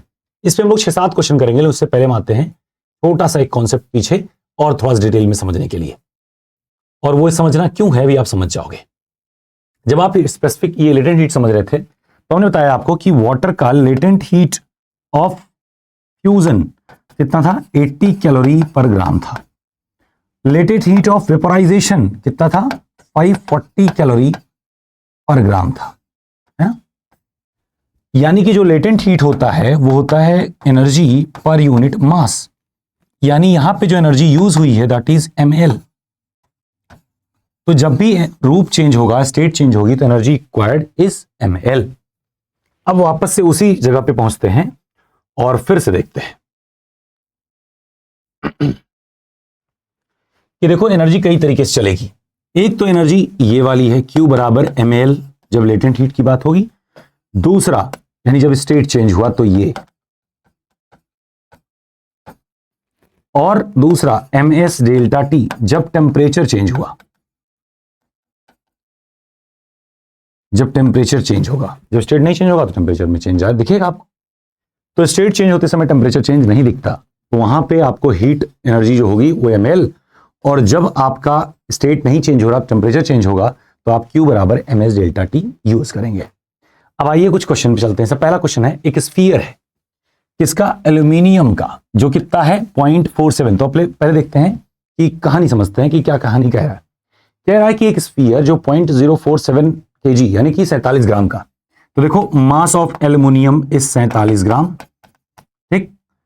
Specific heat capacity of aluminium unknown.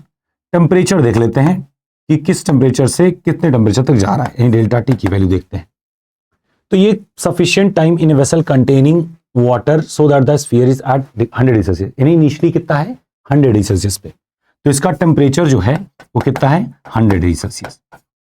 अब आगे देखो, कह रहे हैं then immediately transfer to 0.14 kg यानी 140 ग्राम कॉपर कैलोरीमेट्री।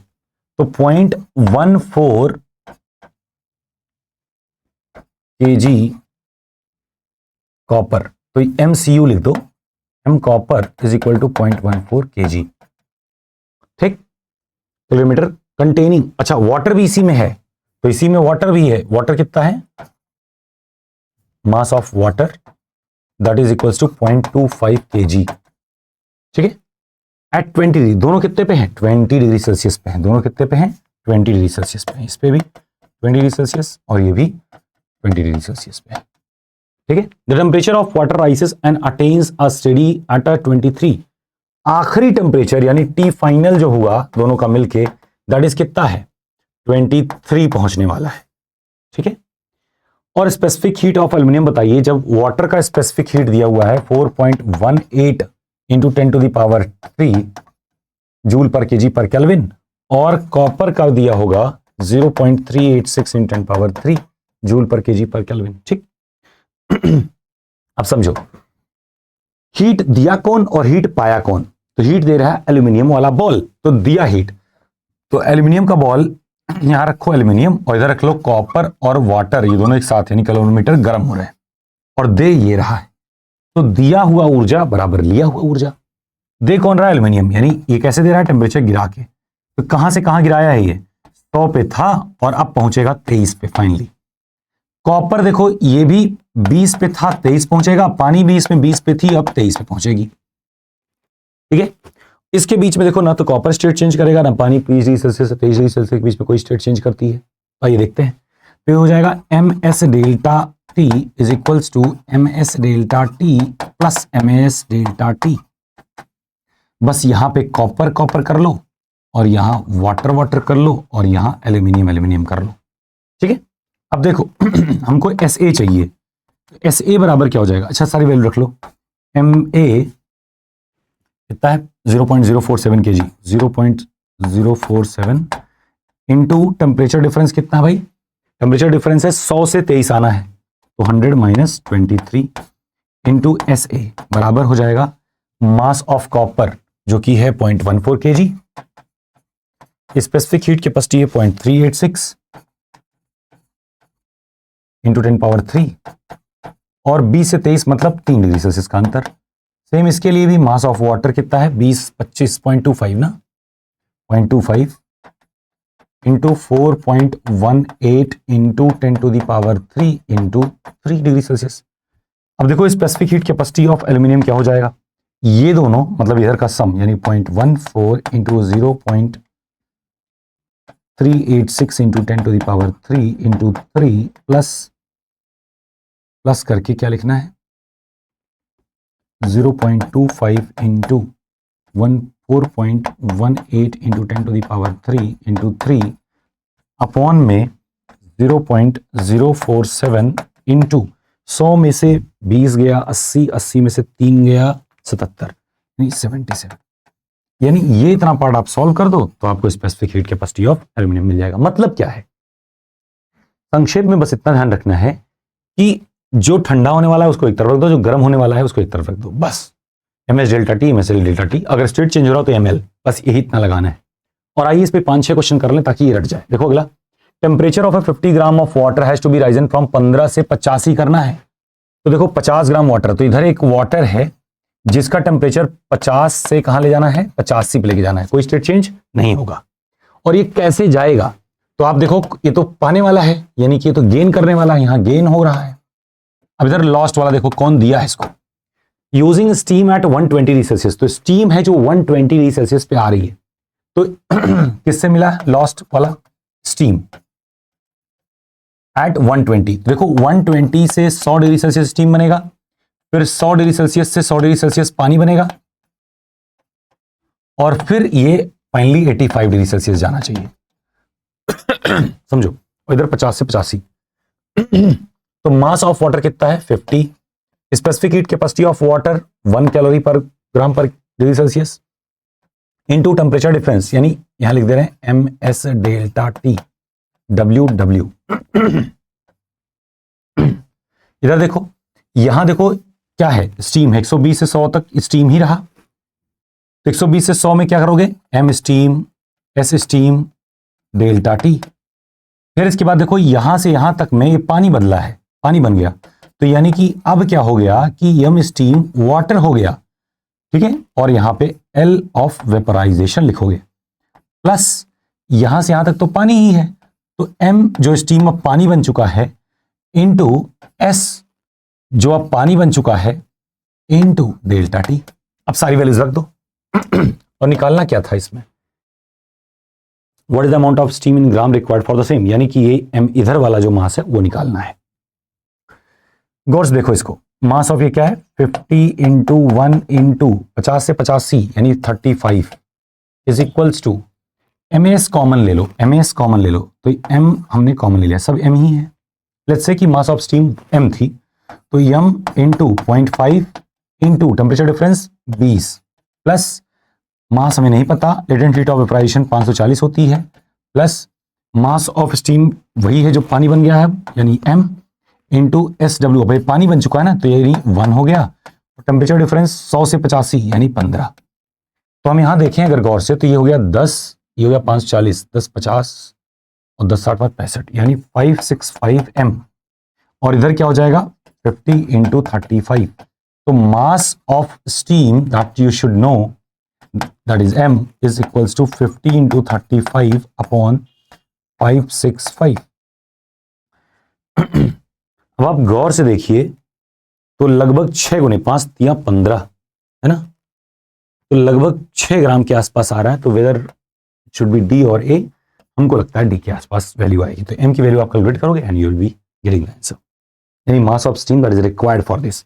इसी क्वेश्चन में पूछ सकते थे कि आखिरी में कुल कितना पानी मिल जाएगा, तो 50 था और 6 ये एक्स्ट्रा स्टीम की वजह से आ गया, तो यानी 56.19 ग्राम लास्ट में पानी मिल जाता, ठीक है, 56.19 ग्राम पानी लास्ट में मिल जाता, ठीक है। क्या बात समझ में आ रही, करना क्या है, करना यही है कि एक तरफ बैठाना है जिसमें गर्म हो रहा है, एक तरफ उसको बैठाना है जो ठंडा हो रहा है, ठीक है।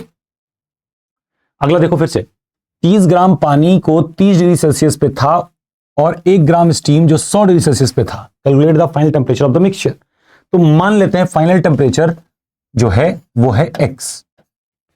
आओ, तो पहले क्या है, पानी है जो गर्म होगा, कहां से 30 से x तक जाएगा, और लेट्स से t है, x ना मानो t मान लो, थोड़ा आसानी रहेगी, और इधर एक स्टीम है जो 100 पे थी और गिर के t पर पहुंचेगी, स्टीम देगी तब ये t तक आएंगे, दोनों मिलकर t पहुंचाएंगे, ठीक है। अब देखो क्या हो रहा है, यहां पे 30 से टी जा रहा है, तो जाहिर से 100 से कम ही जा रहा है, नहीं पानी ही रहेगा, तो आंसर आएगा ms डेल्टा टी।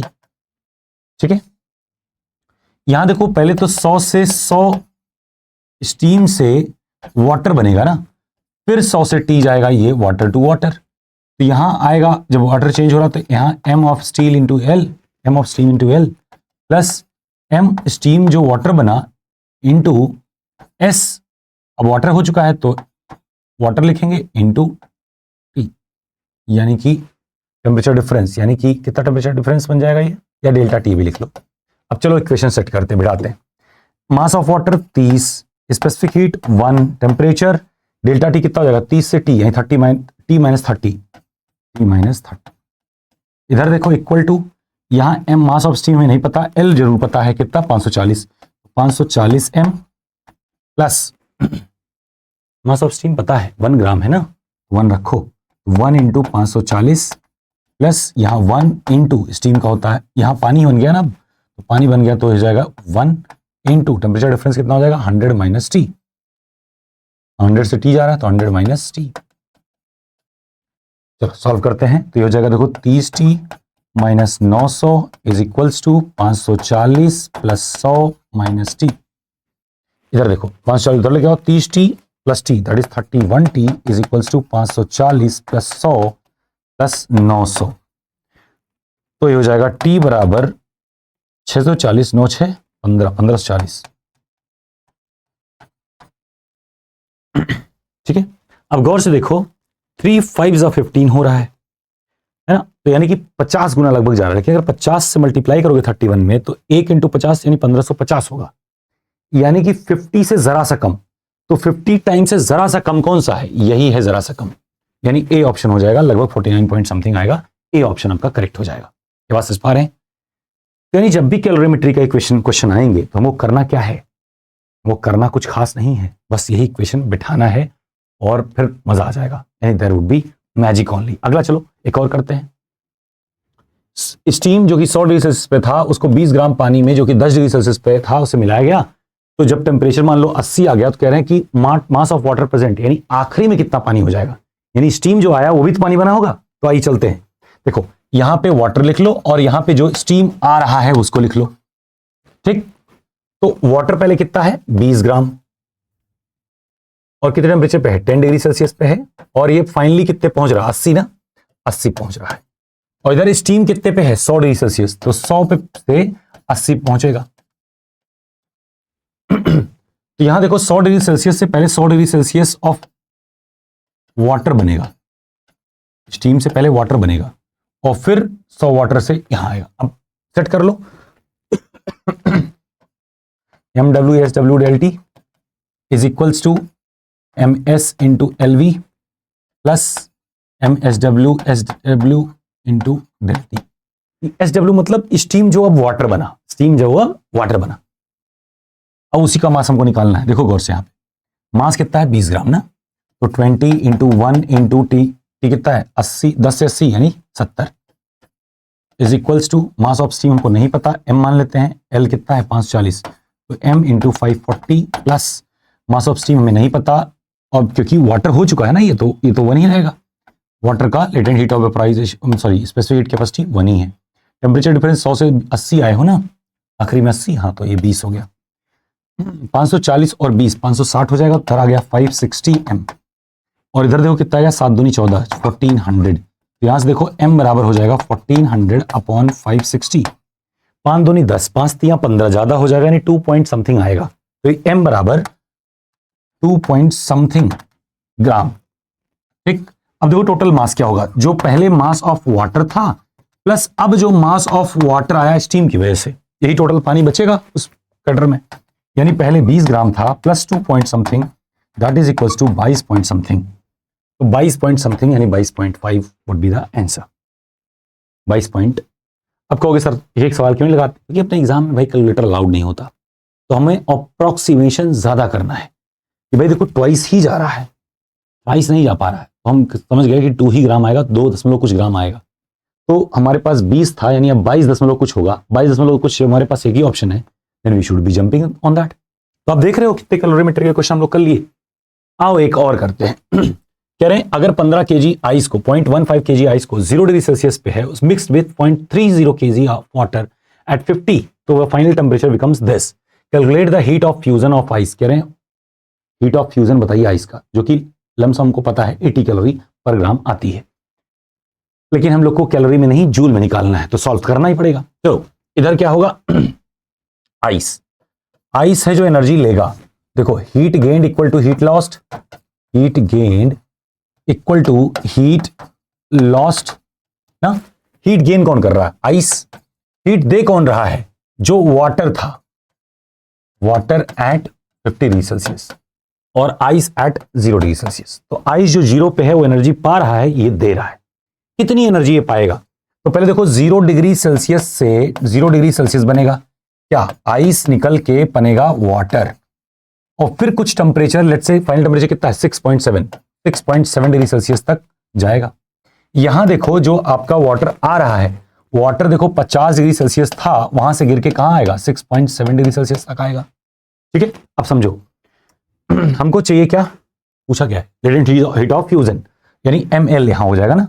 तो मास ऑफ आइस कितना है 0.15, तो यहां देखो हो जाएगा ml mass of ice into LF, यही LF निकालना है, plus mass of ice into, sorry water हो चुका ना, तो यही मास ऑफ आइस रहेगा, आइस जो कि वाटर हो गया, specific heat capacity of water, ice जो वाटर हो गया, अब इंटू डेल्टी, डेल्टी कितना है 6.7 इज इक्वल्स टू 50 से 6.7 तक आ रहा है, वाटर जो 50 डिग्री सेल्सियस पे था कितना 0.30, तो mass of water into specific heat capacity of water into delta T, ये था कितना 0.3 kg। या बनाओ इक्वेशन, अब मास ऑफ आइस हमें पता है 0.15 LF प्लस 0.15 इंटू, ये है दिया हुआ है यहां देखो 4186 into 6.7 is equals to mass of ये वाला वाटर जो है 0.30 into specific heat capacity of 4186 into delta T कितना हो जाएगा 50 माइनस 6.7।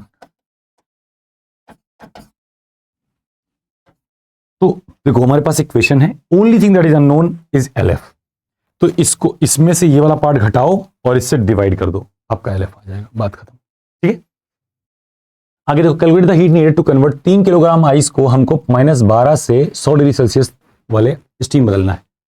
तो -12 डिग्री सेल्सियस पे हमारे पास आइस है, इसको 100 डिग्री सेल्सियस ऑफ स्टीम बनाना है। ठीक, तो -12 से 0 डिग्री सेल्सियस आइस होगा, 0 डिग्री सेल्सियस से 0 डिग्री सेल्सियस वाटर होगा, 0 डिग्री सेल्सियस से 100 डिग्री सेल्सियस तक आप आओगे वाटर पे, और इस 100 डिग्री सेल्सियस को 100 डिग्री सेल्सियस स्टीम बनाओगे, यही ना। यहां देखो आ जाएगा MS delta T, mass of ice specific heat capacity of ice, जो भी टेम्परेचर डिफरेंस है यानी 12। यहां पे देखो क्या आ जाएगा M इंटू L, जो आइस जो अब वाटर बना। इधर देखो 0 से 100 M of water SW of water into delta T. इधर देखो क्या है, फ्यूजन ही हो, मतलब सीधे क्या हो रहा है ML ही है, मास ऑफ वाटर वही जो स्टीम बनने वाला है इंटू L ऑफ वेपराइजेशन। अब चलो निकाल लेते हैं Q1 Q2 Q3 प्लस, यही सारा जोड़ लोगे यही आंसर होगा, चारों जोड़ लो।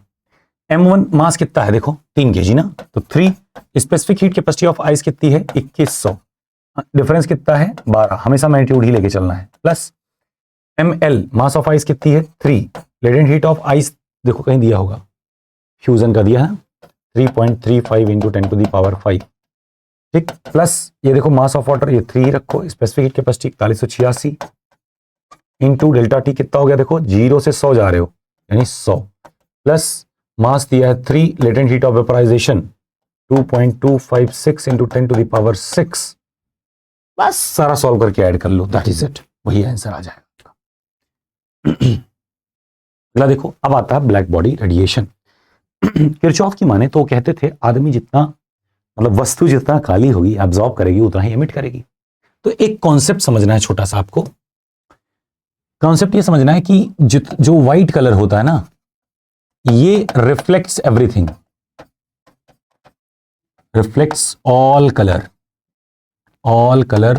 spectrum, absorbs none, absorb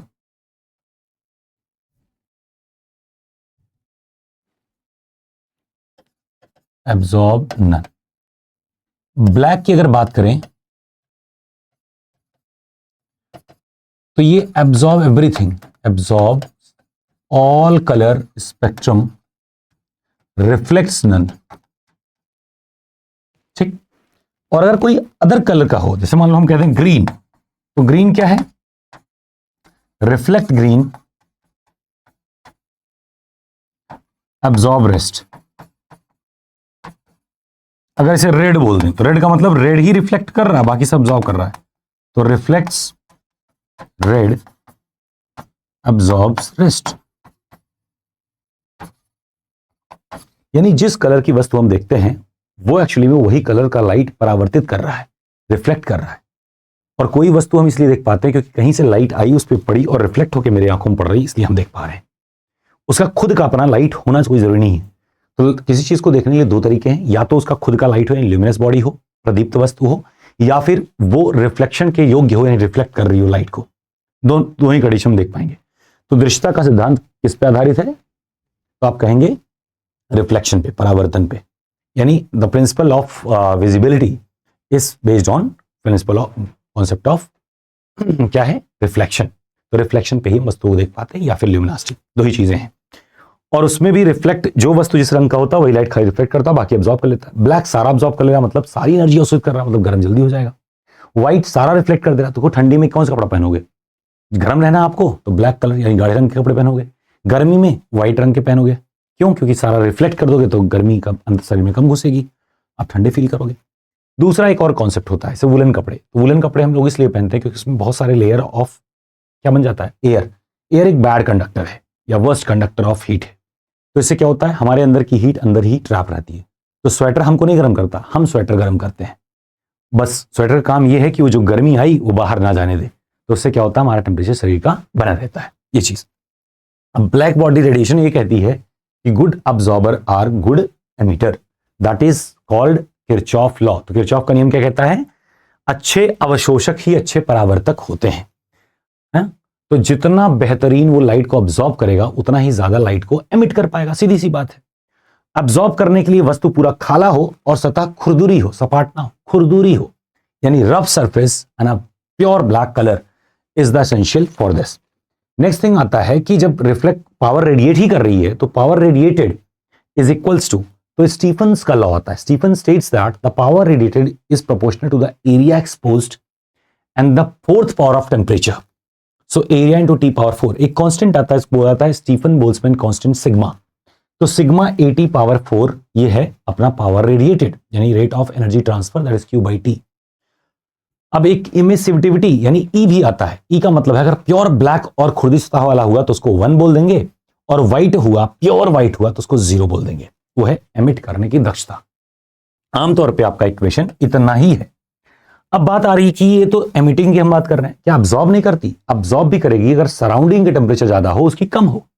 तो अब्सॉर्प्शन और एमिशन एक्चुअली में सिंपल टी नहीं है, एक डिफरेंस है टेम्परेचर का. तो गौर करना कि rate of heat transfer that is power, ठीक है, इज इक्वल्स टू सिग्मा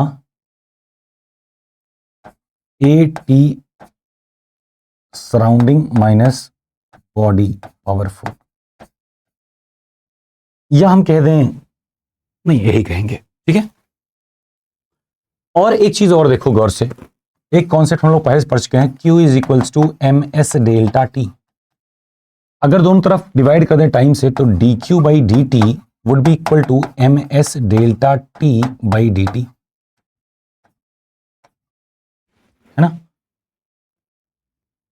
दोनों साइड देखो, इसमें LHS इसमें और इसमें सेम है, इसमें LHS सेम है, यानी कि हम कह सकते हैं M S delta T by D T is equals to sigma A T power 4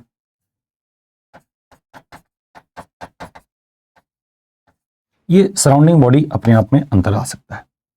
अब देखो यहां पे delta T by D T is equals to sigma A upon M S into T power 4 minus T power 4 body या surrounding का temperature. और ये देखो temperature में डिफरेंस पर टाइम, यानी समय के साथ तापमान गिरना या बढ़ना, इसको कहते हैं रेट ऑफ कूलिंग या warming.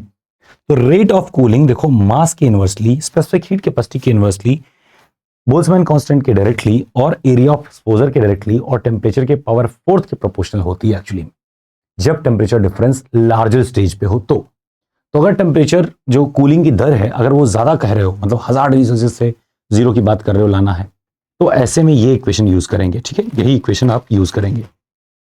Newton's law of cooling आगे हम लोग पढ़ेंगे, वो तब यूज होता है जब 2 4 10 डिग्री 20 डिग्री की बात कर रहे हो, तब ज्यादा टेम्परेचर का डिफरेंस अगर आ रहा है तो ध्यान रखना हमेशा स्टीफन बोल्ट्जमैन इक्वेशन ही यूज करेंगे। तो स्टीफन्स इक्वेशन कहता है कि power radiated is T proportional to T power 4 and area. Let's do one question. एक cylindrical metallic rod in thermal contact with 2 reservoir of heat at it 2 ends conduct an amount of Q in time t। तो मतलब Q by T का एक बता रहे हैं कि समय में Q जा रहा है। Metallic rod is melted and the material is formed into rod of half of radius. अच्छा, इसी पिछले वाले क्वेश्चन को गौर से देखो, तो हमारे पास Q per unit time that is power क्या दिया हुआ है, energy per unit time, rate of change of doing work ना, पावर। अब देखो सिग्मा ए टी पावर 4 दिया था, ऑफ कोर्स डिफरेंस है। अब यहां देखो sigma pi R square T power 4 लिख सकते हो ना, भाई एरिया को पाई आर स्क्वायर कर सकते हो। अब नोटिस करना जरा कि यहां पे हम लोगों ने क्या किया है,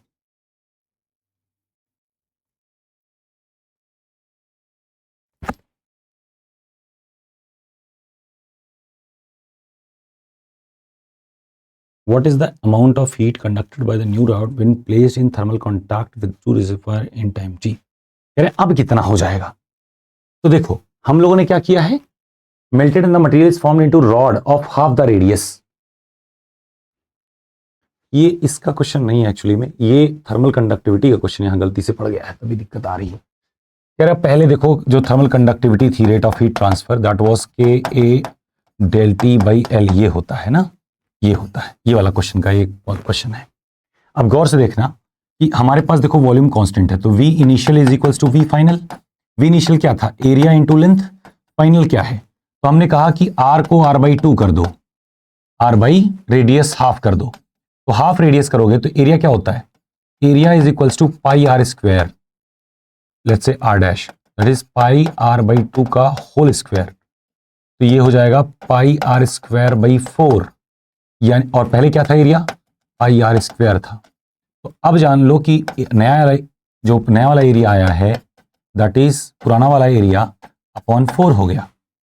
तो यहां देखो पुराना वाला एरिया या नया एरिया, नया लेंथ दैट इज पुराना एरिया बाई 4, और ये है A इंटू एल के, तो नया वाला L क्या हो जाएगा, 4L हो जाएगा, क्योंकि वॉल्यूम तो कांस्टेंट है ना, वॉल्यूम तो राउंड का बदलना नहीं है, फिर नया मटेरियल तो लाए नहीं हो। तो हमारा एरिया हो गया A/4 और लेंथ हो गई 4L। तो area is becoming A/4 and length is becoming 4 length. रखो इसमें, तो Q dash by T is equals to K, अब की रख दो A/4 into del T by 4L, तो हमारे पास में आ जाएगा KA del T by L, और यहां आ जाएगा 4 चौके 16 यानी 16, 1/16 बाहर ले लो, दैट इज पुराना टाइम का जो Q था ना, जो पुराना टाइम का Q था, ये आ गया पुराना टाइम का Q बाई 16। तो हमारे पास सेम टाइम में जो Q पहले अगर रहा होता तो अभी Q बाई 16 हो गया है, पहले Q रहा होता तो अभी Q बाई 16 हो गया। ऐसे क्वेश्चन करने का एक साधारण तरीका है, जब भी कुछ चीजें बदल रही हो ना, तो पहले वाले में सब कुछ 1 मान लो, ये भी 1, ये भी 1, ये भी 1, ये भी 1, तो सारा वैल्यू 1 हो गया। बदल क्या रहा है, A हो रहा है 1/4 और L में 4, तो 1/4 यहाँ 4, 4 4 16, यानी 1/16 आ जाएगा, यानी जो ही वैल्यू पहले रही है उसका अपॉन 16 आ जाएगा। तो अगर पहले Q रही है तो अब Q बाई 16 हो जाएगा। आसान है समझना, और जब भी प्रोपोर्शनलिटी का क्वेश्चन हो तो लगाना भी आसान रहेगा। ये हो गया किरचॉफ लॉ, बता चुके। Wien's displacement law, Wien's displacement law बताता है कि lambda T is equals to B, यानी lambda proportional to 1/t। Lambda और टी क्या है, इनवर्सली प्रोपोर्शनल हैं, यानी टेम्परेचर बढ़ने पर वेवलेंथ घट जाता है, क्योंकि एनर्जी बढ़ रही तो वेवलेंथ घटेगा ही। एनर्जी और वेवलेंथ एक दूसरे को इनवर्सली प्रोपोर्शनल होते ही हैं, E equals to S C by lambda inversely proportional है ही है। ठीक है, ये वेन्स डिस्प्लेसमेंट लॉ, जहां B की वैल्यू होती है 2.3 इंटू 10⁻³ 2.898, तो 2.3 इंटू 10⁻³ और लैम्डा टी, लैम्डा मीटर में, टी क्या है केल्विन में, तो मीटर केल्विन उसका यूनिट हो जाएगा। तो ये है वेन्स डिस्प्लेसमेंट लॉ। ये रिलेशन एस्टेब्लिश कर रहा है लैम्डा टी में, लैम्डा और टी में, टेम्परेचर उसमें। तो यहां से अगर आप देखो तो स्टीफन बोल्ट्जमैन कांस्टेंट का जो पावर वाला लॉ था, power radiated equals to sigma A T power 4, तो इसको हम लिख सकते हैं sigma A B by lambda power 4, यानी ये तो कांस्टेंट ही हो गया। तो हम कह सकते हैं यहाँ पे पूरा constant A 1 by lambda power 4 या ए बाई लैम्डा पावर 4, यानी ओवरऑल में समझो कि area upon lambda 4, power radiated is inversely proportional to the lambda power 4, T power 4 से डायरेक्टली तो लैम्डा पावर 4 से इनवर्सली। बस ये चीज में समझना था। आओ इस क्वेश्चन को देखो। एक बॉडी है 200 केल्विन पे थी, एमिट कर रही है एनर्जी जिसका वेवलेंथ ये है। कह रहे हैं अगर टेम्परेचर को 1000 कर दें, टेम्परेचर कितना कर दें 5 टाइम्स कर दें, तो वेवलेंथ कितना हो जाएगा। तो हम जानते हैं कि lambda is inversely proportional to temperature. तो अगर टेम्परेचर को आप 5 गुना करोगे तो लैम्डा क्या हो जाएगी, 5 गुना कम हो जाएगी, 1/5 हो जाएगी। इनवर्स का मतलब यही है कि अगर टेम्परेचर और लैम्डा इनवर्सली प्रोपोर्शनल हैं तो इसको अगर 5 गुना करोगे तो लैम्डा 5 गुना कम हो जाएगी। पहले 14 थी तो 14/5 करो, दैट इज 2.8 माइक्रोमीटर हो जाएगी। क्या समझ पा रहे हैं। अगला देखो न्यूटन्स लॉ ऑफ कूलिंग, इस पे 2 क्वेश्चन वो करेंगे, उसके बाद बाकी क्वेश्चन आपके लिए होमवर्क रहेंगे। स्लाइड आपको जो ये पीपीटी होगी ये आपको मिलेगी टेलीग्राम चैनल पर अपने वाले, और टेलीग्राम चैनल पे जाने के लिए किसी को मैसेज करना @AAI_ATC, मैसेज करने के बाद इसी पे क्लिक कर देना तो आप इसी चैनल पे पहुंच जाओगे। ठीक है, अदरवाइज सर्च करने से आजकल पता नहीं क्यों नहीं मिलता। न्यूटन का लॉ ऑफ कूलिंग बताता है कि जो रेट ऑफ कूलिंग है that is equals to -KT-T। अब देखो ये टी क्या है, एवरेज टेम्परेचर ऑफ बॉडी, और ये है average temperature of the medium, surrounding medium या सराउंडिंग कर लो। तो ये कहता है कि जो रेट ऑफ कूलिंग है, टेम्परेचर गिरने की जो दर है वो होगा K into T average minus T surrounding. बस इतना ही याद रखना है आपको, और ये भी ध्यान रखना है कि हमेशा सेम मटेरियल और कम टेम्परेचर के लिए ही लागू होगा। अगर 2 अलग अलग मटेरियल हो, स्फीयर, हॉलो स्फीयर, ऐसे करके अगर संरचना बदल रही, 2 अलग डिफरेंट चीजों की आप बात कर रहे हो, डिफरेंट चीजों की अगर बात कर रहे हो, तो ये लॉ नहीं लगाना। ये सेम मटेरियल का कंसेक्यूटिव टाइम पीरियड में कितना टेम्परेचर लॉस होगा उसके लिए है। अदरवाइज में वो वाला इक्वेशन आ जाएगा सिग्मा A/MS, फिर उसका T⁴, ठीक है, वो वाला इक्वेशन नहीं तो लगेगा। ठीक है, आओ क्वेश्चन करते हैं। Pan of hot food cools from 94 से 86 in 2 minutes when the room temperature is this, how long it take to cool from this to this. तो पहला वाला इक्वेशन देखो, dt/dt is equals to K into T average minus T surrounding. Let's put the values. Temperature में difference कितना आया बताओ, 94 86, 86 4 4 8, 8 का आया। कितने समय में आया, 2 मिनट में आया। K नहीं पता है, टी एवरेज कितना हो जाएगा 8 का 4 ऐड कर दो, 90 है, तो 90 हो गया एवरेज टेम्परेचर, माइनस सराउंडिंग कितना है 20। तो यहां से चाहो तो K की वैल्यू निकाल के अगले वाले इक्वेशन में रख देना, चाहे ऐसे ही रहने देना। तो इसको लिख सकते हैं हम 4 is equals to K into 90 में से 20 गया 70, तो 4 इक्वल टू 70K लिख सकते हैं, या फिर K बराबर 4.70, आसान है। ठीक है, लिख दिया। अब अगला देखो कंडीशन, कह रहे हैं how long will it take to cool from 71 से 69, 69 70 71, 69 2 71, मतलब 2 कितना, कितने टेम्परेचर राइज कर रहा है 2 डिग्री सेल्सियस, तो 2, और कितने टाइम लेगा नहीं पता। के हमको पता है that is 4/70 into average temperature क्या हो जाएगा 70 माइनस सराउंडिंग कितना है 20। तो देखो 2/T is equals to 4/70 into 70 minus 20 मतलब 50, एक 0 से 0 काट दो, 20/7 हो जाएगा ना, तो 2 अपॉन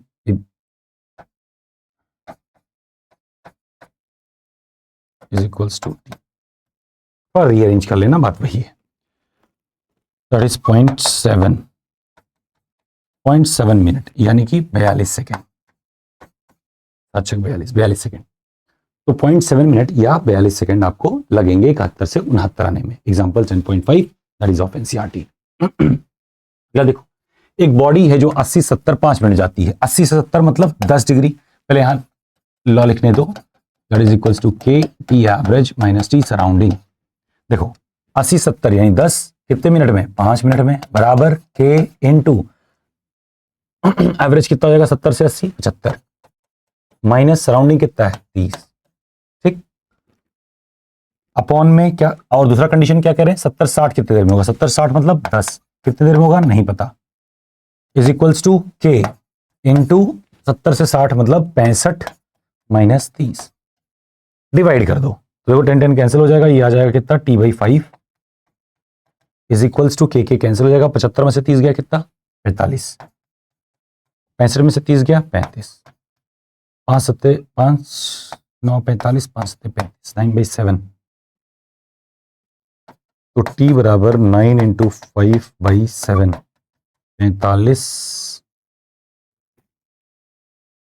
बेटा 7 7 छक 42 7 चौक 28, तो कितना लग रहा है 6.4 मिनट मतलब मोर देन 5 मिनट्स।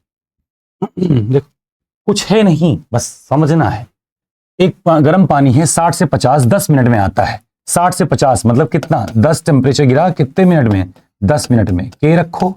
एवरेज कितना है इसका 55 बीच में आएगा, माइनस सराउंडिंग ही तो पूछा है, माइनस टी कर लो, ठीक है। और दूसरा इक्वेशन अब बनाओ 50 से 42 मतलब 8 in next 10 minute upon 10 is equals to K into इसका एवरेज रखो, तो 50 से 42 8 2 4 46 हो जाएगा ना, तो 46 माइनस टी, डिवाइड कर दो तो देखो 10 10 कट जाएगा तो कितना आ जाएगा 10/8, तो 10/8 is equals to 55 minus T upon 46 minus T.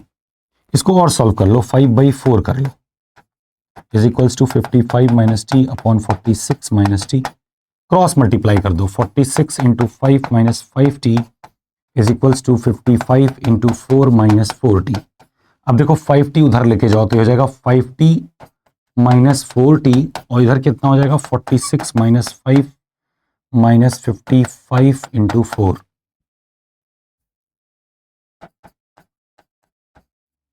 ठीक है, और इधर हो जाएगा t, तो t बराबर जो भी सॉल्व करने पे आएगा दैट बी योर आंसर, ठीक है। ऑफ अराउंड 10 आएगा, 230 माइनस 220 दैट इज 10 आएगा, तो इसको लिख लो 230 और ये हो गया माइनस 220, ये हो गया 10 डिग्री सेल्सियस। कितना आसान था, मतलब कठिन लगेंगे देखने में। 70 60 5 मिनट में, 54 इन नेक्स्ट 5 मिनट में, तो बताइए टेम्परेचर ऑफ सराउंडिंग बताइए 70 से 60 मतलब कि 10 कितने मिनट 5 के एवरेज कितना हो जाएगा 65, सराउंडिंग नहीं पता वही निकालना है। अगले में देखो नेक्स्ट 54 यानी 60 से 54 जा रहा है, 60 से 54 6 60 ना, यानी 6 डिग्री नेक्स्ट 5 मिनट में बराबर के, और देखो 6 गिरा 3 ऐड कर लो 54 में, 54 3 57 57 माइनस टी। अब देखो डिवाइड कर लो 5 5 कैंसिल हो जाएगा, 10/6 is equals to 65 minus T upon 57 minus T, cross multiply करो एंड गेट द आंसर। अगला देखो ये वाला देखो कितना 3t minus 2t, 3t minus 2t ये हो गया dt, समझो dt by dt is equals to k into T average minus T surrounding, तो ये हो जाएगा 3t माइनस 2t अपॉन कितने में 10 मिनट में बराबर k into T average 3t plus 2t by 2 minus surrounding temperature t। इसको सॉल्व कर लो 3t माइनस 2t बाई यानी कि आ जाएगा t/10 is equals to k, और यहां देखो ये हो जाएगा 2t कैंसिल हो जाएगा 3t/2 ये आ गया। Next assume the Newton's law of cooling and the temperature of the body at the end of the next 10 minute, तो सेकंड टेम्परेचर हमें नहीं पता है, let's the body would be x है ना नेक्स्ट 10 मिनट में, तो 2t टेम्परेचर डिफरेंस कितना हो जाएगा 2t minus x upon next 10 minute is equals to k, t average क्या हो जाएगा 2t से x जा रहा है तो 2t प्लस x बाई 2 ये एवरेज हो गया, और माइनस t 2t कैंसिल यानी x2, तो 2t माइनस x